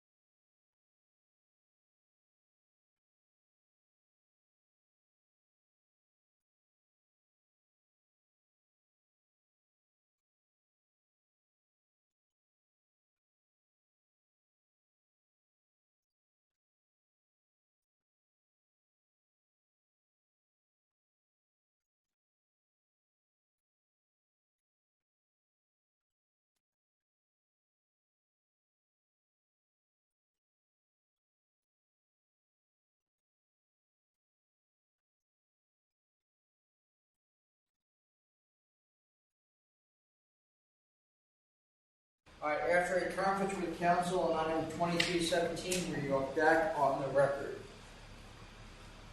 Any other opposition? Hear me. You want to say something? Sorry.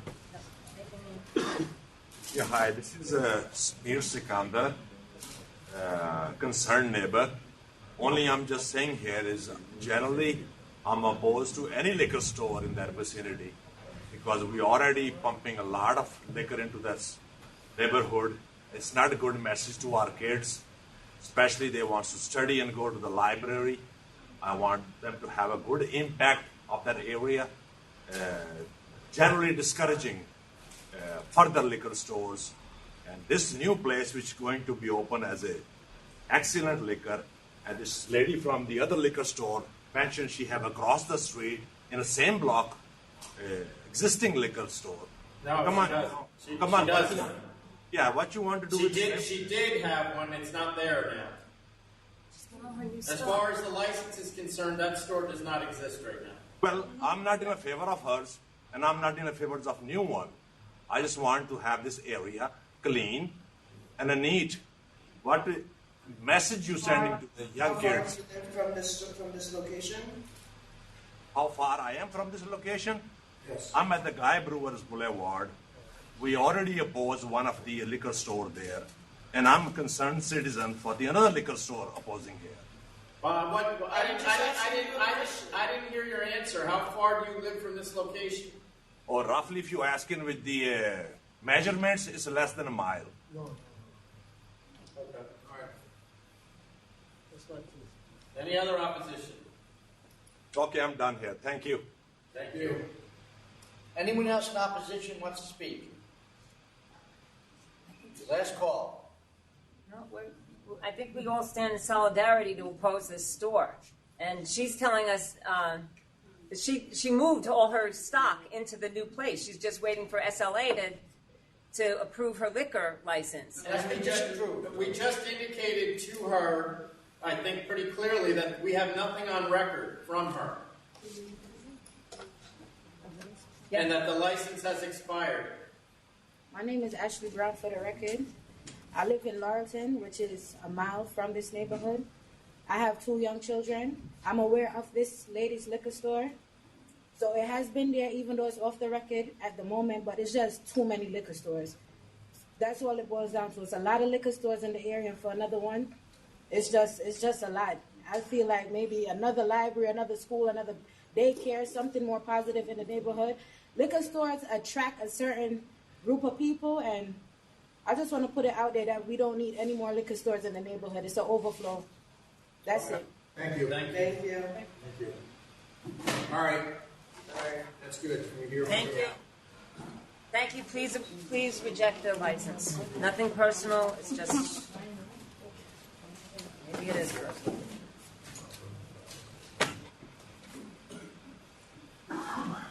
Yes, sir.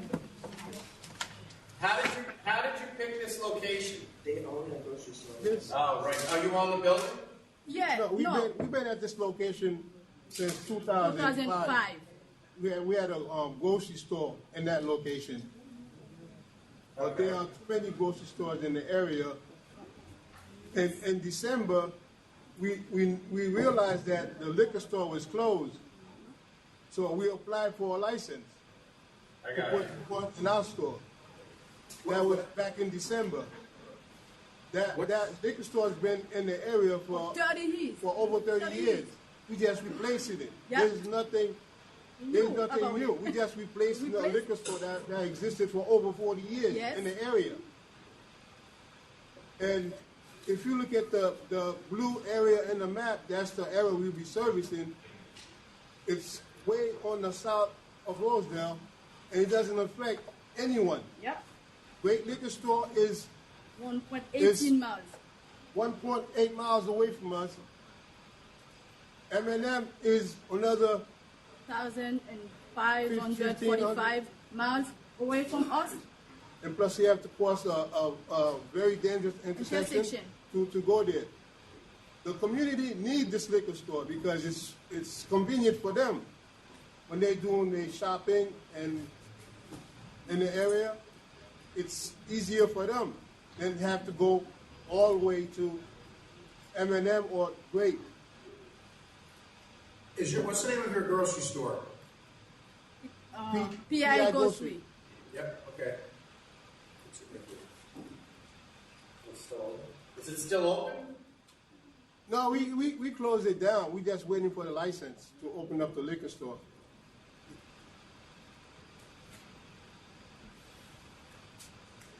But we paying rent on it, so we're just waiting for the license. All right. You ready to vote then? No. Yeah, can we go? We're going to discuss with council for a minute. Okay, then council. Hold on. The members want to discuss another legal issue. Council.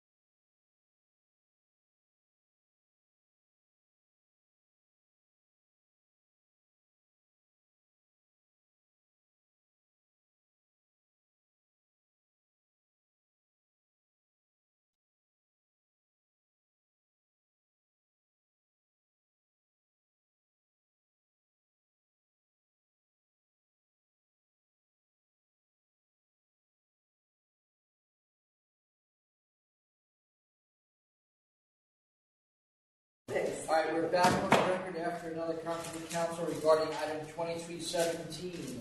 All right. Are we ready to proceed with a vote? Sure. Listen, do you have anything else to add?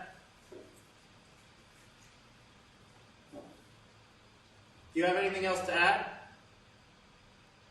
Sorry. Yeah, go ahead. Yes, I've been a resident of Rosedale since 1977. So I just saw an opportunity, so we just took it. The liquor store has been closed since December. That's when we applied for the license. There's where the liquor store used to be, there's a fish store. It turned into a fish store. There's no liquor store there. That's the reason why we applied for it. But Rosedale is a very nice town. It deserves its own liquor store. If you look at the map, on that side of the Rosedale, there's not even a liquor store that's even close to it. The closest one is M&M, which is way on the other side of town. So you closed your grocery store already? Yes. Why is that? Because we weren't doing too good. But So did you give up your AX license? Yeah, they wouldn't have it. You didn't have a liquor license at your grocery?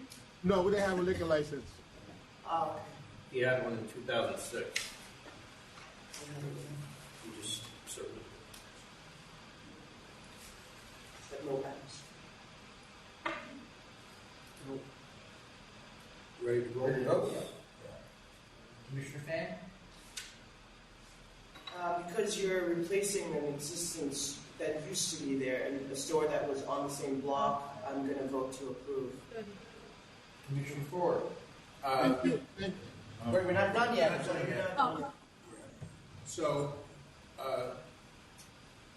you are replacing a store that's been closed for a year that I can see no problems that store at that location was causing to the neighborhood at all.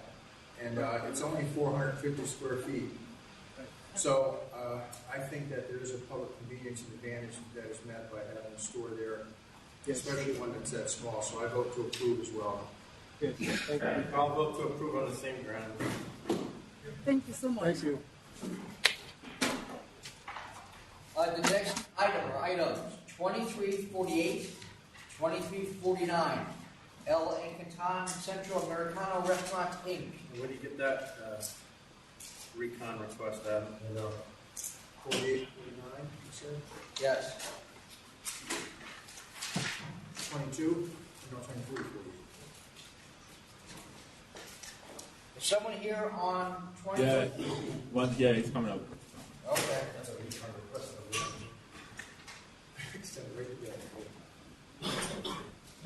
Put your names on the record, please.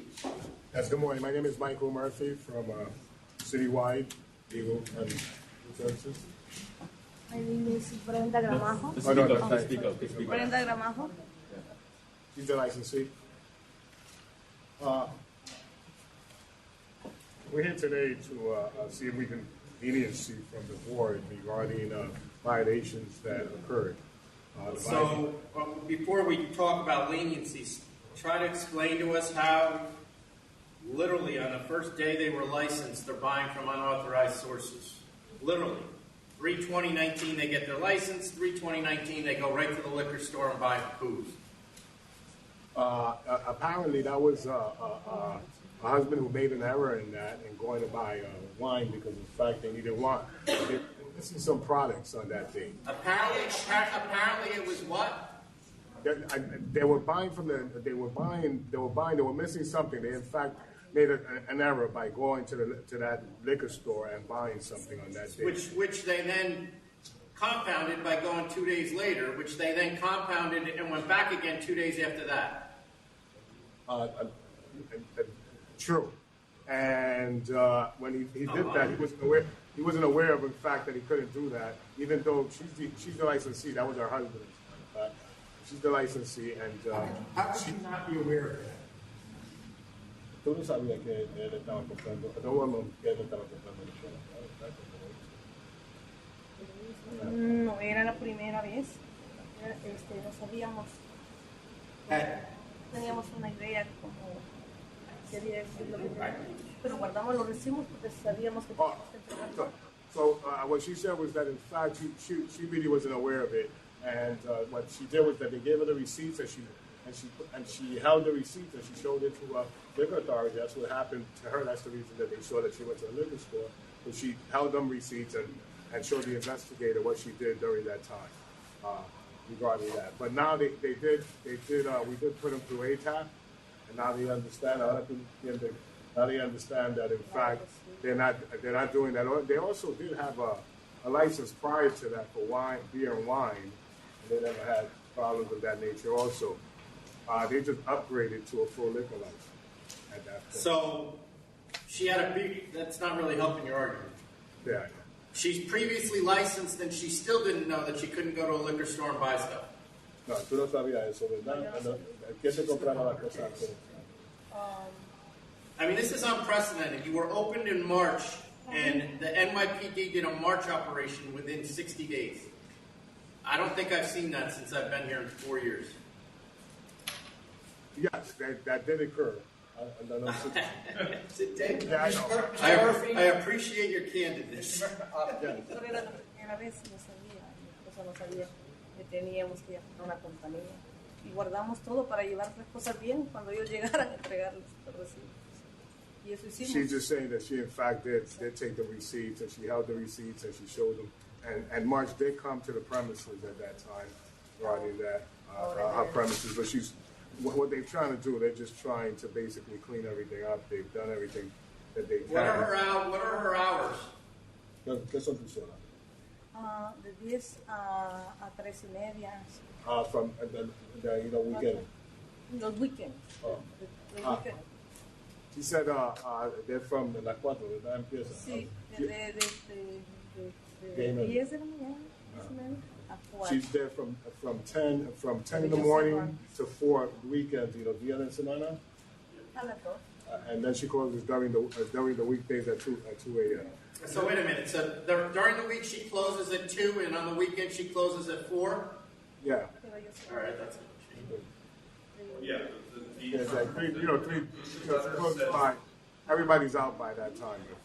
And Mr. Murphy, Yes. listen, going forward, if you have a client that needs an interpreter, you can ask us, and we can have one supplied for you, have one present at the board meeting. Okay, I apologize.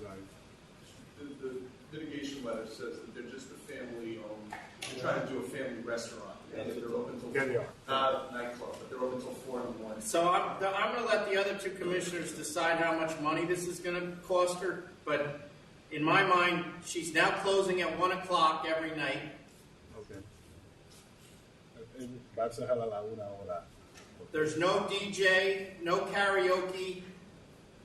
Yes. No computer-backed music. She can have recorded music, period. And no live music. Yes, she's already adhering to that regarding that. That's regarding. If our inspectors walk in there and see a computer and music's being played off it, she's going to get a violation and then probably lose the restaurant. So if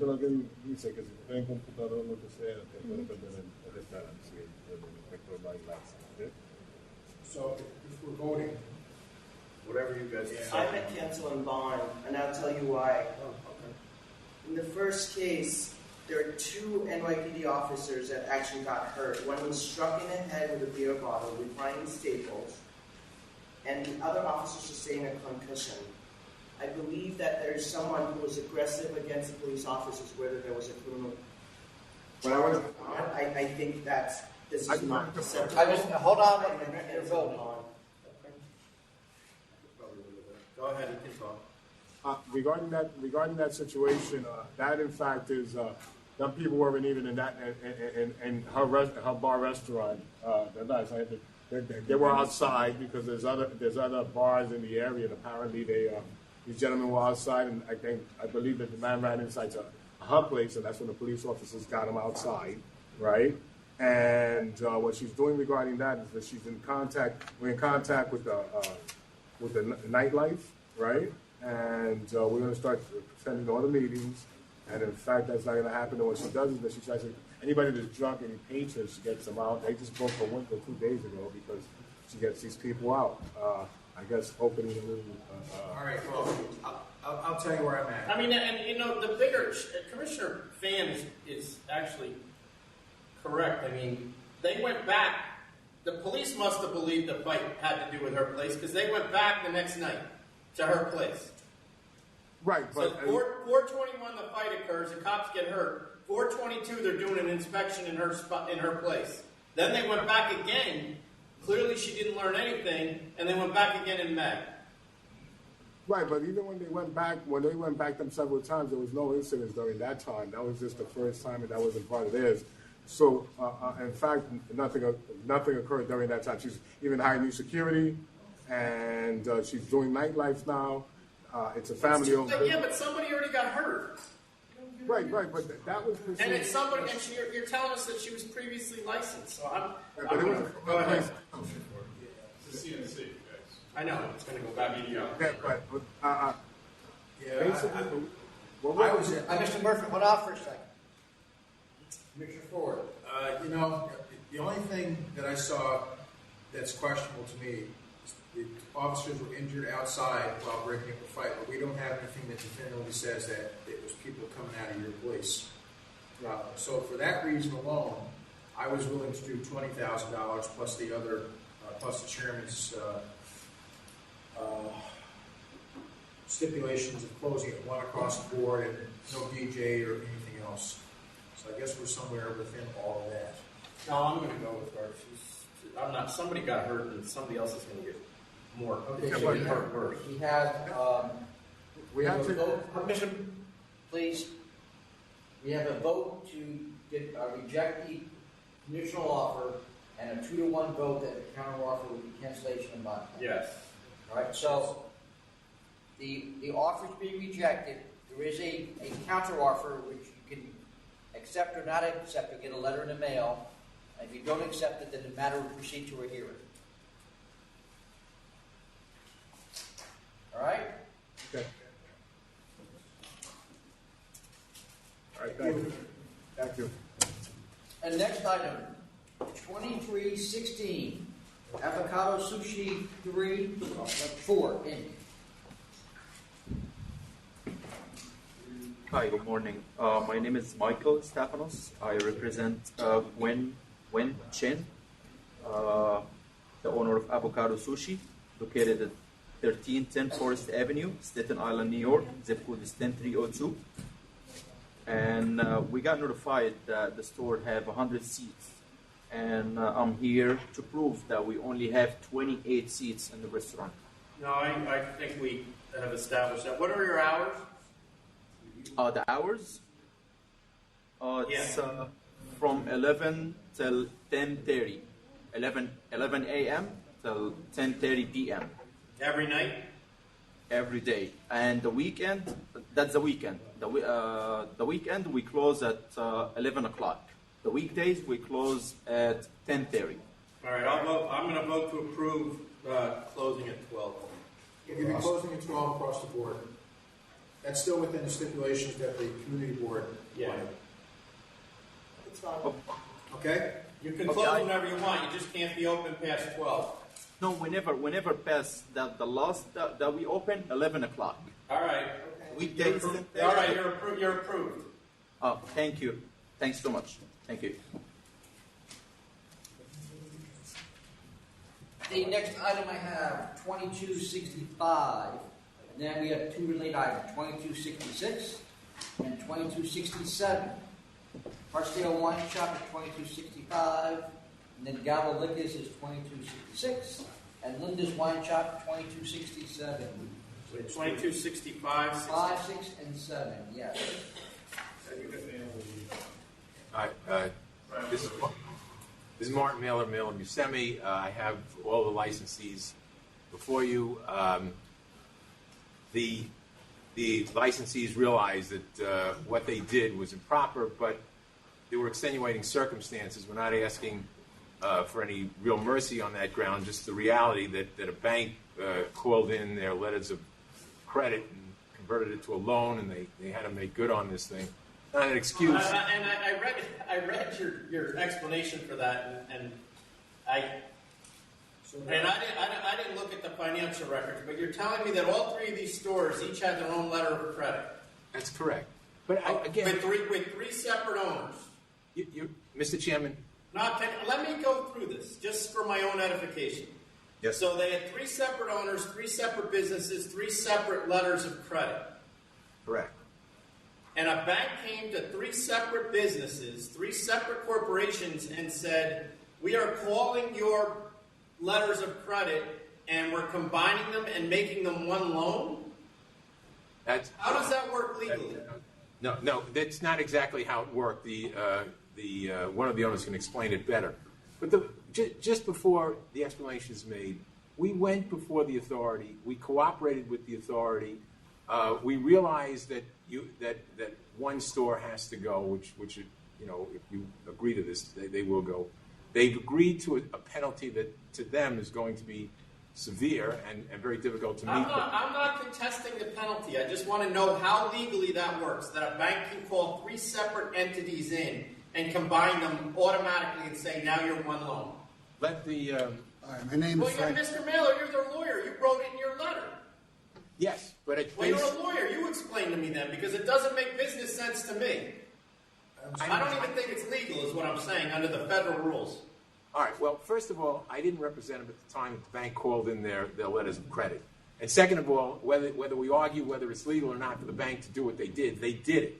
And if you want to understand how they did it, one of the persons that was there when they laid down the law, the bank itself, from what I understand, had some problems, and they had to convert a number of these letters of credit. Look, the money was out. And they had to convert it to loans because they had problems themselves, from what I understand. But you're saying it got converted to one loan?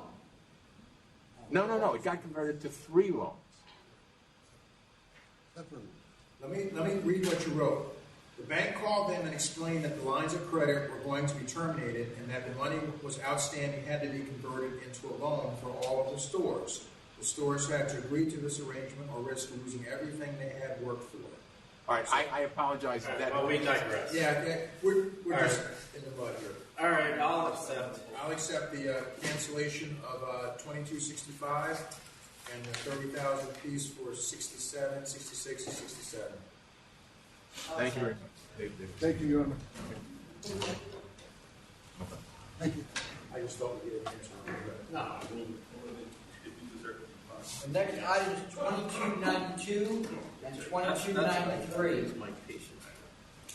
2292 and 93? It's one pack.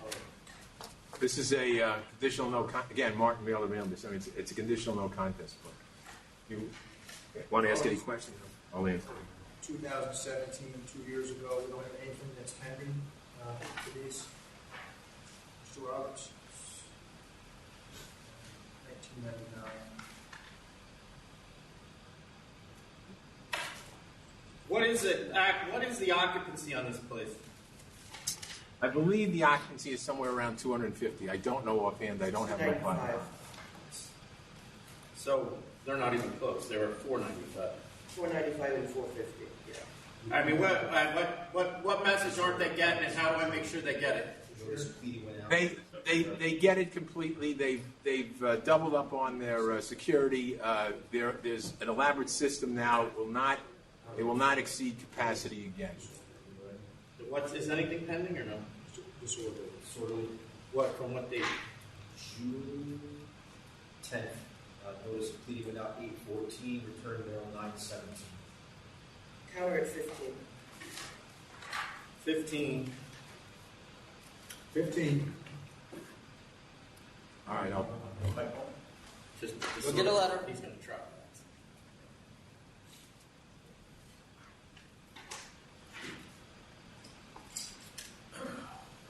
The next item we have is 2271, Christopher's Palace, Inc. Still the interpreter. Christopher, no, what about Lynn's Lake? It's 2297. I don't have Christopher. All right, I know you don't have it. We have an interpreter waiting. Oh, I don't have 2297 on my list, so hold on. 2297? No, it's 2271. Mr. Mailer, you need to step aside, please. No, I'm sorry.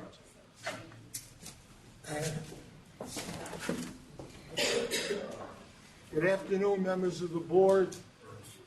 Stuart Salas, 225 Broadway, New York, New York. And we do have an interpreter here. My name is Leonard Fidel, and I'm an interpreter for Geneva Worldwide. My name is Olga Rodriguez. Well, we're here to rule on a request for consideration. Yes, counsel's office, yeah. So why don't we just do that? Can we just do the fine? Would you take a $2,000 fine today?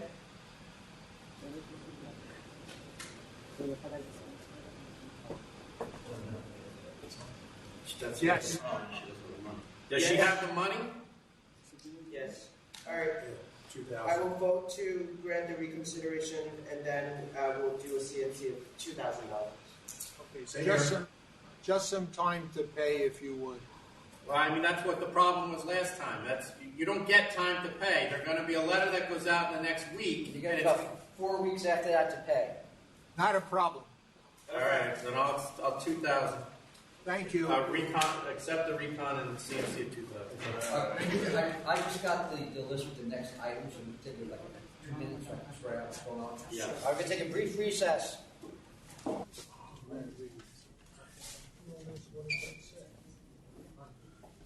Jonathan, am I the last one? Yes, sir. Huh? Am I the last one yet? I don't know. You know.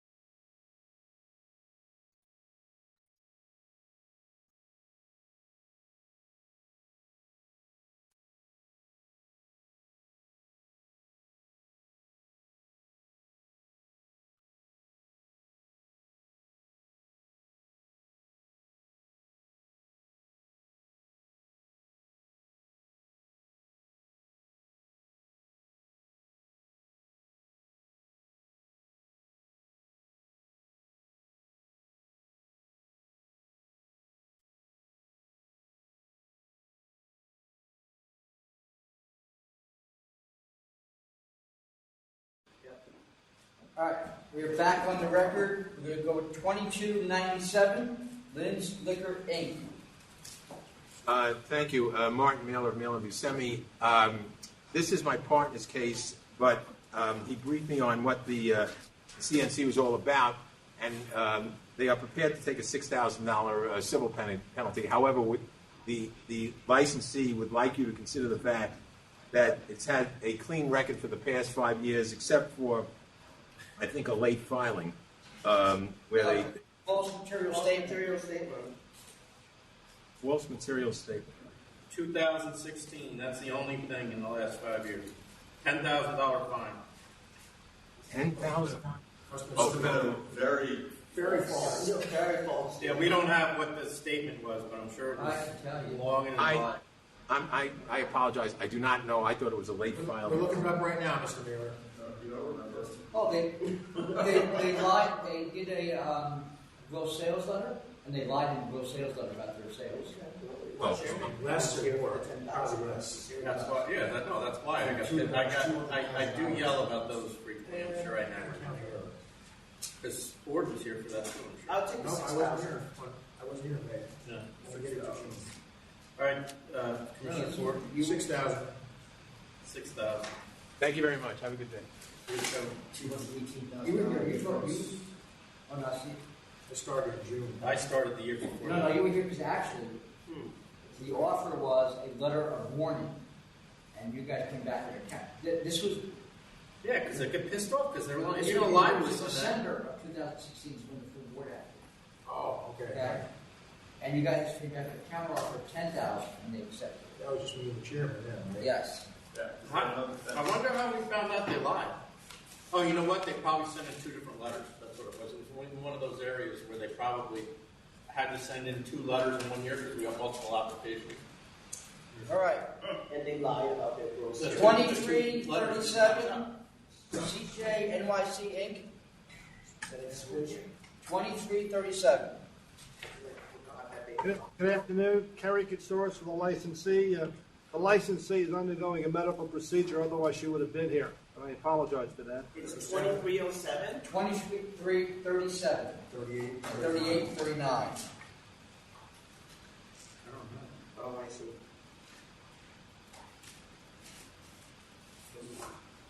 Oh, is this the one? This is No.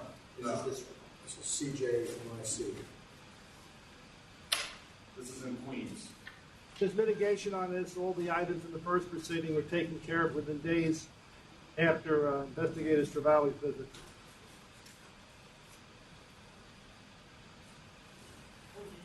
Hold on. Just want to make sure. We need to look at A couple of these. I just want to see if I do. Yeah. This is a gentleman's club.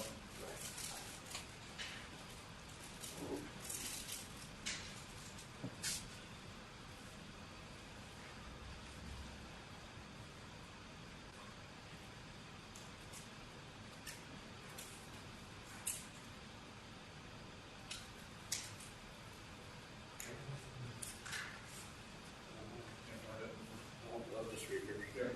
Oh, I got this. This is mine. All right, sustain 1, 2, 3, 4, and 6.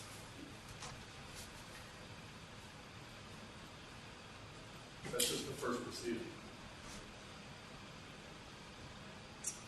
And the first charge in the third proceeding.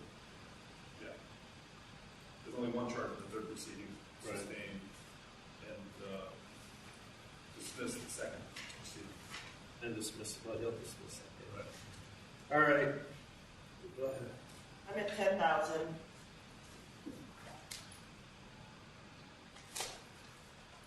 I'll do 10,000 as well.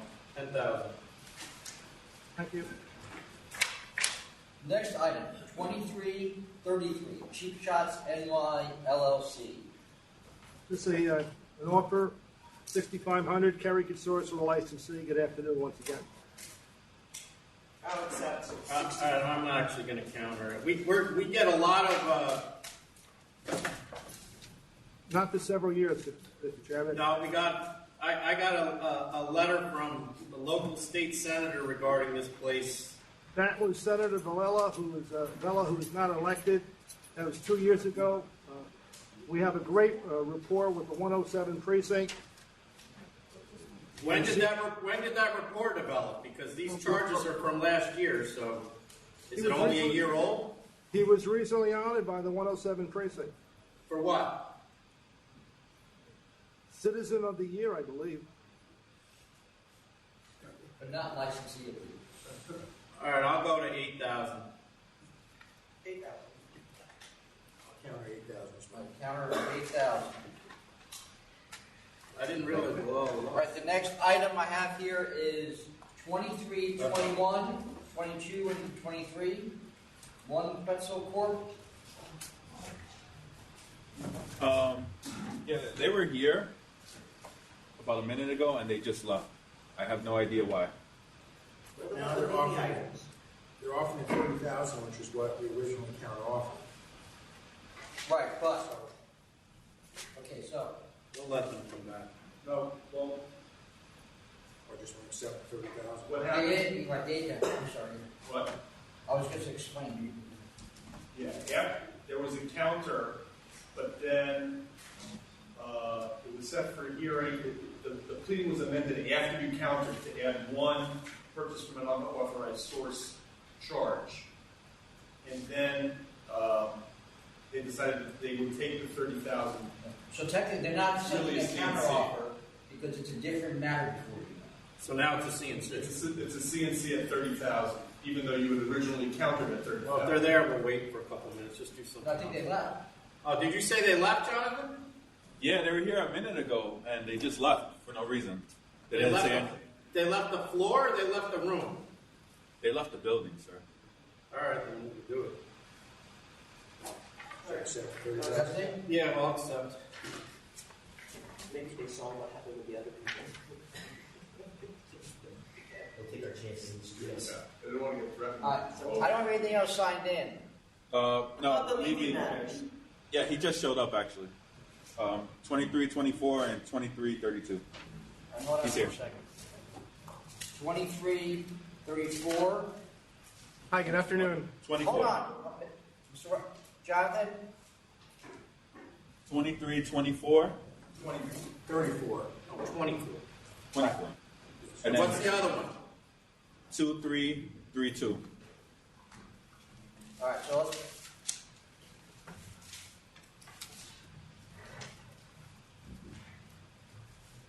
All right, so 2324 is 39 St. Mark's, Inc. Yes, sir. Good afternoon. Joseph Levy here on behalf of 39 St. Mark's, Inc. Before you is a conditional no contest plea for a recent set of disciplinary charges. Hopefully you've read my letter, which is part of the record with respect to some of these charges. I represent a group that bought into this entity by way of a corporate change previously, not the original owners. I didn't do the original liquor license here. I've also represented this new group with respect to a few subsequent corporate changes that were filed with the authority. One was approved, one was disapproved, kind of mid-review as a result of these charges. I also accompanied these individuals up here to the Zone 1 office for an interview months back where we explained the situation of what's been happening over the last year plus. As far as the charges go, obviously there are a number of those that I can't contest and I have no intention of contesting, hence the CNC. But with respect to the availing charge, we did provide the investigator with a lot of information about the corporate changes that were filed, different versions of the operating agreement as it's progressed, and I don't believe there are any availing charges here.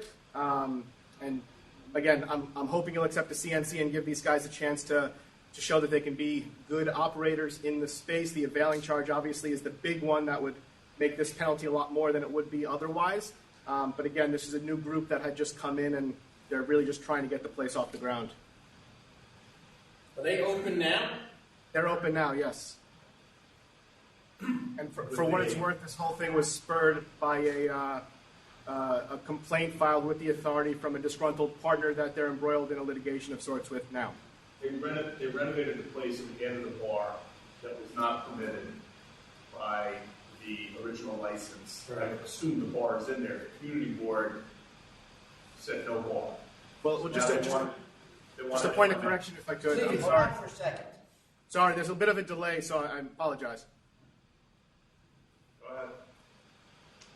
Just a point of clarification there. There had been renovations and alterations done to this premise before my clients got involved with the space.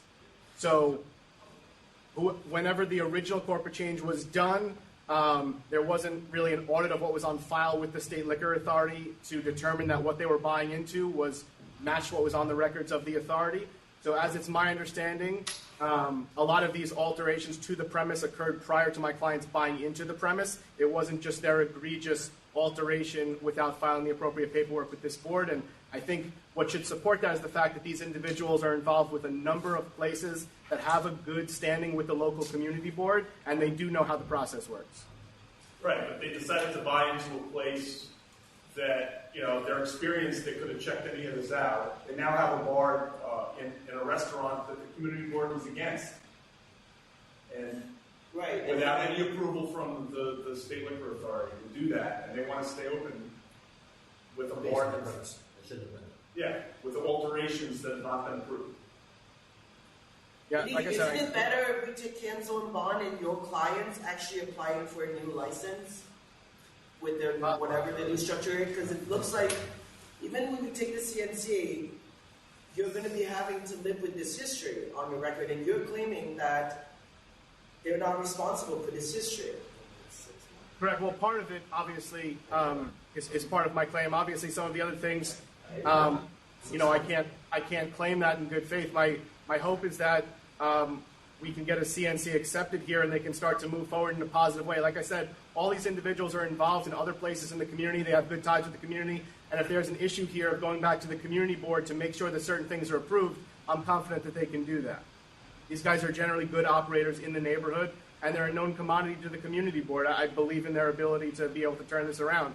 And as you can see from the record, I mean, this was more than these guys bargained for in terms of all the work and all the money and all the time they had to pour into bringing this place into compliance from a DOB standpoint and just an ability to have people occupy the space standpoint. So I think, you know, obviously a cancel and bond would be a real horrible thing for them, because then at least now they're starting to generate some revenue and starting to actually get their feet under them. Yeah, but if the community board is not going to approve the alteration that it's already been done, aren't you a little stuck? Like, what are you going to do then? Well, yeah, so it's my understanding that the alteration that was not approved related to the second side of it that was sort of built out, not the main room, and they're fully prepared to operate and have been operating that space as it had been previously, as far as they've explained to me. They've taken down parts that were unauthorized alterations, and they're, at least as they've explained it to me, have been operating consistent with what they're supposed to be operating like. Have you been to the physical space? I have. So and I was there or not? I was there during off hours. So there was no one really in the space working, but I mean, it's more of a service bar structure than a stand-up bar structure in the second room. So the unauthorized alteration of an additional bar is still there physically? Well, it's a service bar. It's not a stand-up bar per se. What, And it's what just does that mean? What does that mean per se? Either it is or it isn't. Well, it's a service bar, not a stand-up bar. So is there a bar there? There's a wooden structure that's slightly wider than this lectern, but it's not operated as a bar. So your clients are, let's say that there was an original owner, and then someone who came in who did the actual alteration, and now your group is the third group that's buying in, right? That's what you're saying? No, my group was the original group that, not the original licensees, but the first group that bought in. The subsequent corporate changes were additional investors to that group as they've needed more money, as they uncovered more things that needed to happen with the physical space. So the original owners, I believe, are also the landlords of this building, who are the ones who made the alteration prior to my clients being involved. I see. And the subsequent corporate changes were just different infusions of capital into the investor group that I now represent as they've needed more money, as they've uncovered different structural issues with the building to bring it into compliance. Who's the manager of the LLC now? So Robert Pearl and Darren Rubel, I believe, are the managers of the new entity that came in, which are managers of the operating entity. And those are your clients? Correct.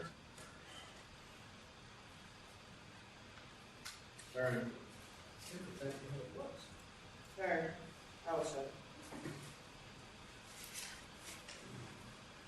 I'll accept as well.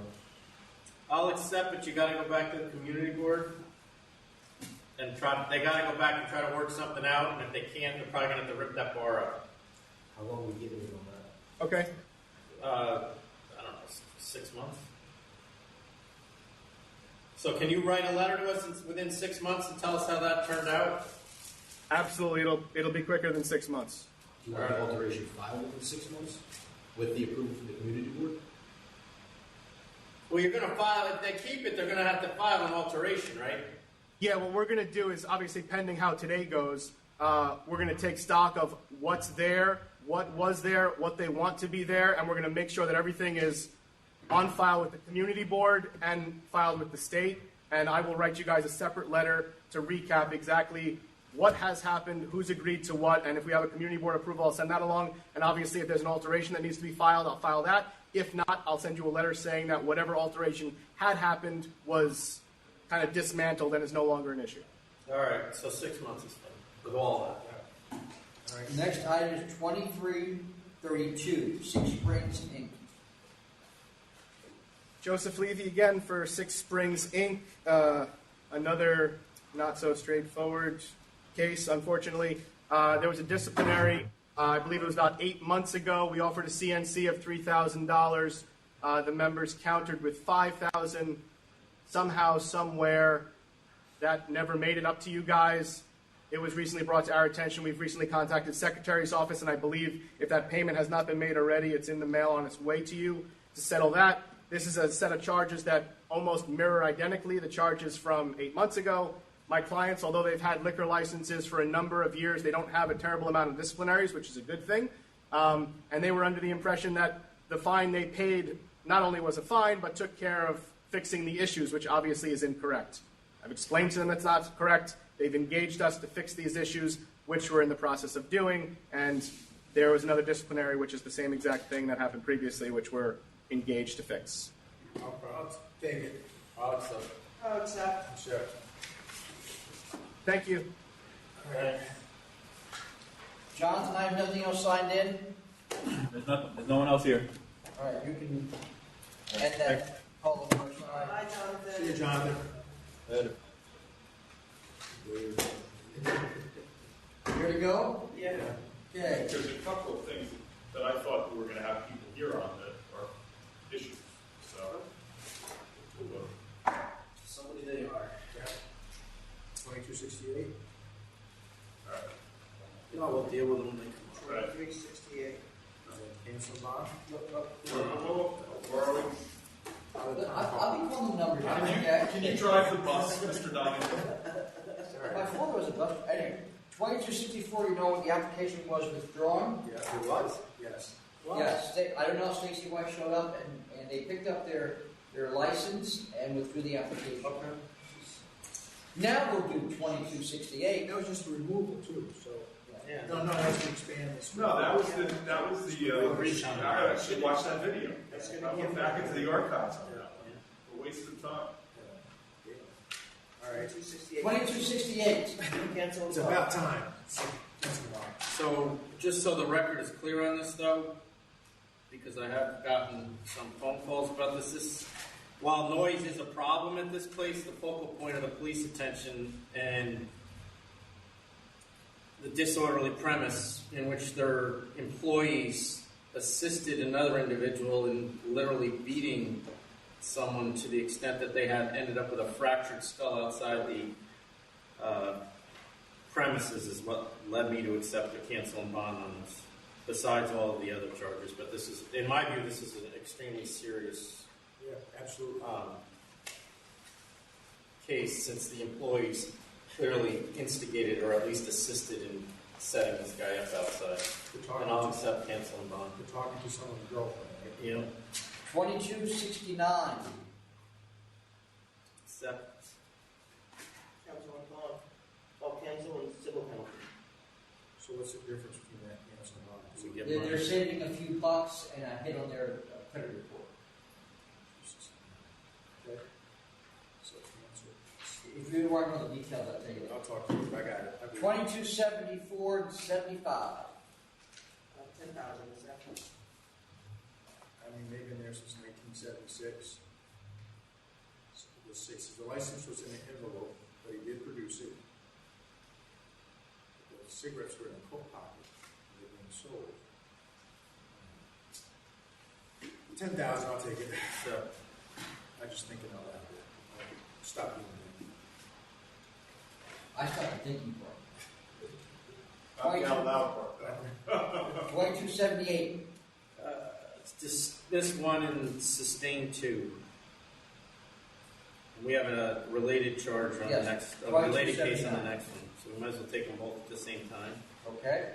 2279, sustain one and dismiss two. We basically flip Right. The second I'm case. concerned about count one, the second case, which was sustained, Right, I got it. but the ALJ's report doesn't cite any evidence that anybody witnessed the sale. Oh, you don't think it should be sustained? I do not think it should be sustained. I think that the only evidence, the ALJ said that it can be inferred that the licensee caused these beverages to be given to the patrons. Well, I can infer a lot of them. And I'm concerned about that. All right, I'll dismiss it. Dismiss 1 and 2 and 79. 279. All right, I'll take 10,000 for both cases. Well, the other one Now nothing. Yeah, the second so case. 79 is now dismissed. 278, we just have a a disorderly premise noise, 10,000. 1, 2, 3, 4 times. Yes, repeat offender. And they are heading, Next time. yeah, they're on the plank. 10,000 for that. Okay. 2282. Sustain 1. I meant 25 people. Like 2,500. Because they asked for the age, but didn't ask for the ID, but they did ask, and I feel like there's some display of concern. We instruct licensees that Yeah, no, I understand. just asking isn't enough. I understand, but this is also clean since 14. Oh no, it's not clean. It's improper. That's 2,500. 2,500. It's not a significant adverse history. 2283. Sustain 1. I'm at 25. 2,500. 2284. All right. Everything's dismissed. A few things for the record here, though.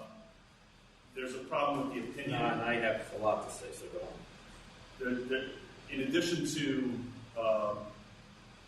having some issues with some of the rulings on the law, at a minimum, the opinion does not track the charges properly and counts, for example, the discussion of the focal point charge, which is charge 10, appears to be in charge 11 in this opinion, and we can only assume that that's what the ALJ intended, and some of the other charges are out of order. Yeah, basically from charge 7 on, they're completely out of order. It looks like she, or he, whoever it is, who is it? She moved the last charge up, which was charge 12, in event on 523, and should have been discussed in charge 12, and instead she appears to be discussing it in charge 7. Right, and then move the rest of them off. But I want to send it back for that reason alone, but then every charge relating to a controlled substance, I want her to elicit or to make more clear what evidence was presented, because the only thing she seems to discuss is a lack of a lab report, and I don't think that necessarily is completely controlling about whether a lab report was presented or not. And I think there probably was evidence that the drugs that were recovered on these individuals were tested and that there were results and that someone testified as to what those results were. And I'd like to know who that was and what the results were. And that's for charges 4, 5, 6, 7, 8, and 9. And charge 1. And charge 1 and 2, which two of the charges have a lab report, so they don't need to be redone, the ones that have the lab report. So you want first, she needs to get in the right order. Yes. And then you want to know what was in the record as far as evidence, as far as proof that they were drugs. As far as either testimony Right. of police officers, field tests, I realize she mentions that there weren't any lab reports presented, but any other evidence You that want to know was what else was presented? Yes. Are we all aboard with that? Yeah. So, I mean, this should have been reviewed, and someone didn't review it.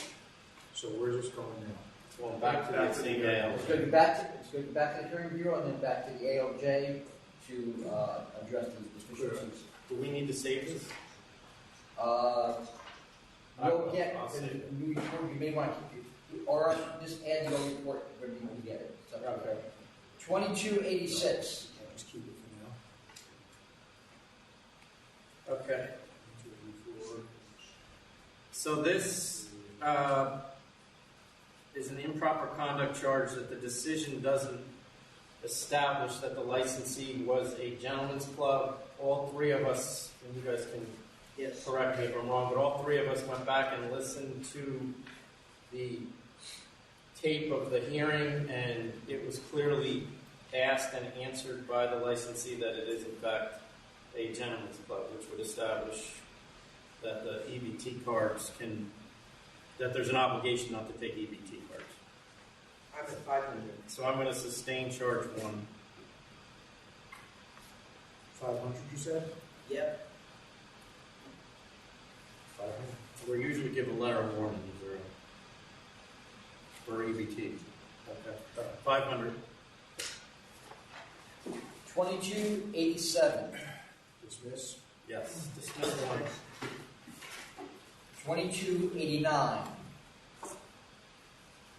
That's 3,500. Accept. Accept. 2290. Sustain charge 1. I'm at 5,000. Yeah. Second time. 5,000. 2291. Accept. You still don't have disposition though, right? I mean, No. Yes, he did. He read the notice of pleading. They finally got around to supplying information about the arrest. okay, all right. So 1,500 accept? Okay. 2295. 6,000. Accept. 6,000? 2296. 6,000. Accept. Accept. 2299. Withdraw 1 and charge 1 and 2 at counsel's request. 2,500. Accept. Accept. 2302. Cancel phone. Cancel bond. Cancel bond. 2303. 500. Accept. Accept. 2304. 1,000. I was actually going to go down on this just because it was it's all signs other than the Fire extinguisher, Yeah. don't mount it. yeah. So I was going to go to 500. 4, 500. 2307. 6,000. Accept. 6,000 accept. 2308. 3,500. Accept. 4,500 accept. 2309. Can you charge on those loose cigarettes, untaxed cigarettes? Since We, in our compliance system, the because of how often it happens in New York City, the Lucy's charge is kept separate, just attractive. So it would pop right out. But you wouldn't charge both charges. We never have. Okay. We just charge the Lucy. It's kind of a different charge, right? I mean, it's kind of a different violation. One is you're selling Lucy cigarettes, which is obviously a health issue in and of itself, because nobody knows if they're actually cigarettes. And two, the other thing is they're clearly not getting taxed. Well, they may sales tax. They may be taken out of a thing and then tossed into a bin. No, but there's no sales tax being collected. All sales. That's not the cigarette tax. That's not the cigarette tax we Oh, charge. it has to be the excise tax? Yeah. Yes. Okay. 2309. Cancel it.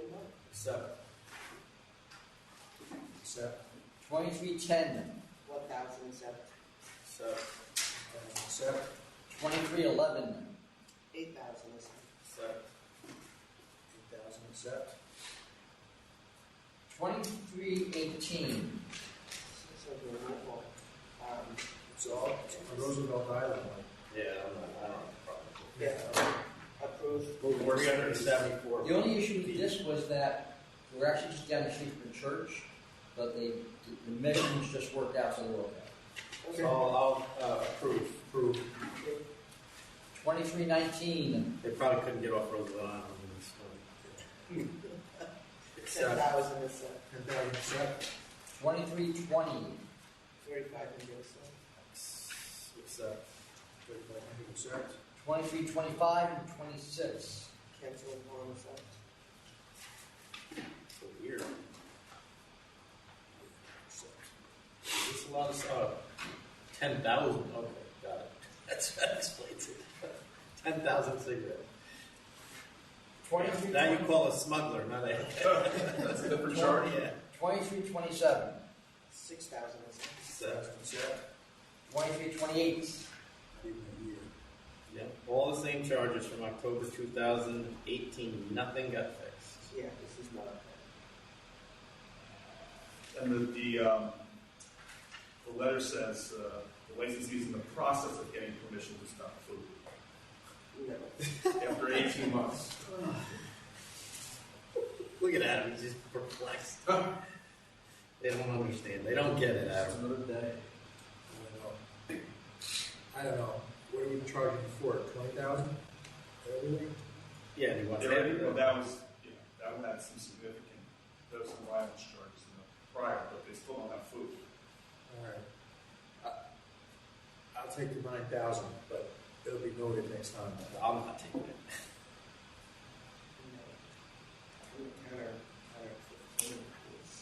That was just started 15. I was going to go to 15. 15. 15 counter offer. All you? Good with that?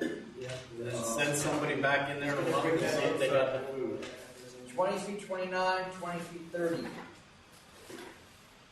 I'll do 12,000. This is the one that, Tom, this is the one that was just a counter that was. Yeah, this was just routed incorrectly. It should have been just done administratively. So just here for you guys to say, yeah, okay. Yes. You already did that. Okay, we'll take the 12,000. Yeah. 2331. Cancel. Cancel. That's from Bob. 2334. All right, so this one, this is a deli that has no food. So and I talked to Mike. A deli with no food, is that like a tree falling in the forest? Is it? And yet they're somehow selling alcohol. So Mike Amarato, who handled this case, said that appropriately, how could he accept a CNC of any amount other than cancel a bond, which they wouldn't give, and expect us to come in and explain themselves? Now we don't notify them. We expect, like say, Mr. DeLuca is a regular. He's going to check the count and see if it's They knew they were pleading no contest because we couldn't do a CNC. They would not take a canceling bond. So they left it in your hands. They are taking a canceling bond. Everyone bond. I was hoping to hear the explanation. I'm sure we will. That one is not over yet. It's not over? No. 2336. Out of order. Letter warning. Do we have any idea, once again, why they were looking at this place? They clearly, once again, did not find what they were looking at. I can tell you. Hold on for a second. That's a No, we don't have. I mean, do you want that information? no. I just wonder. No, I don't. Memo? No, just an inspection. You're not going to be able to find it. This is another one. They do random inspections, though. I don't think they do random, but they just pick a bunch of places and go to hit these places and see what happens. We don't. All right, I'll accept. They don't always write in a report if they receive a complaint. Right. And that's why they really went in. 2340.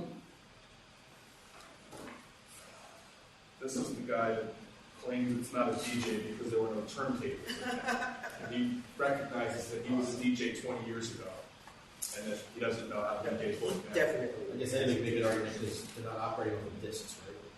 No, he had.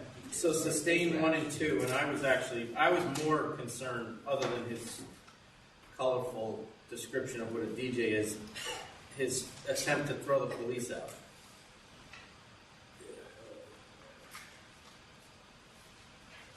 Mr. King seems to be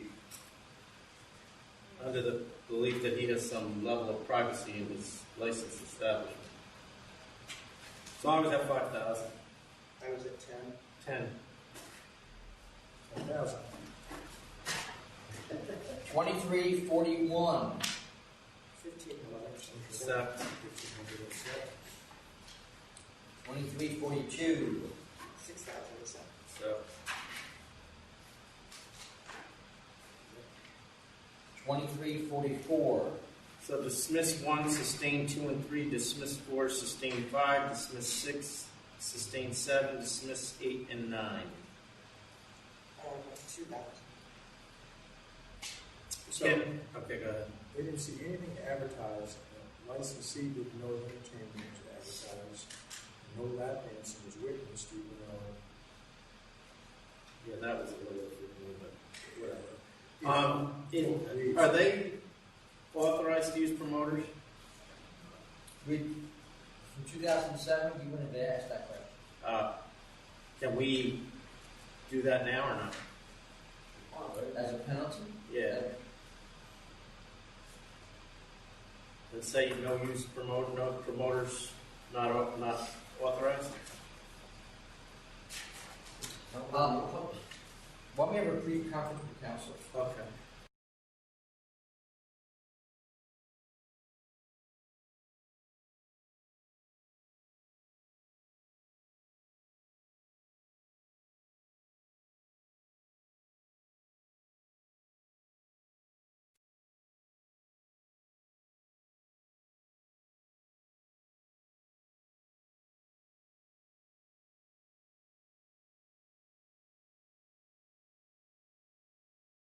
I will back on the record on item 2344 after conference with council. 2,000. 2345. Sustain 1. I bet 6,000. 6,000. 6,000. And I have nothing else. Oh, I found 237, 38, 39. You have anything else, Mr. Chairman? You want to change your vote? No, I actually have less than on you. No, we're all done. Thank you. We're adjourned.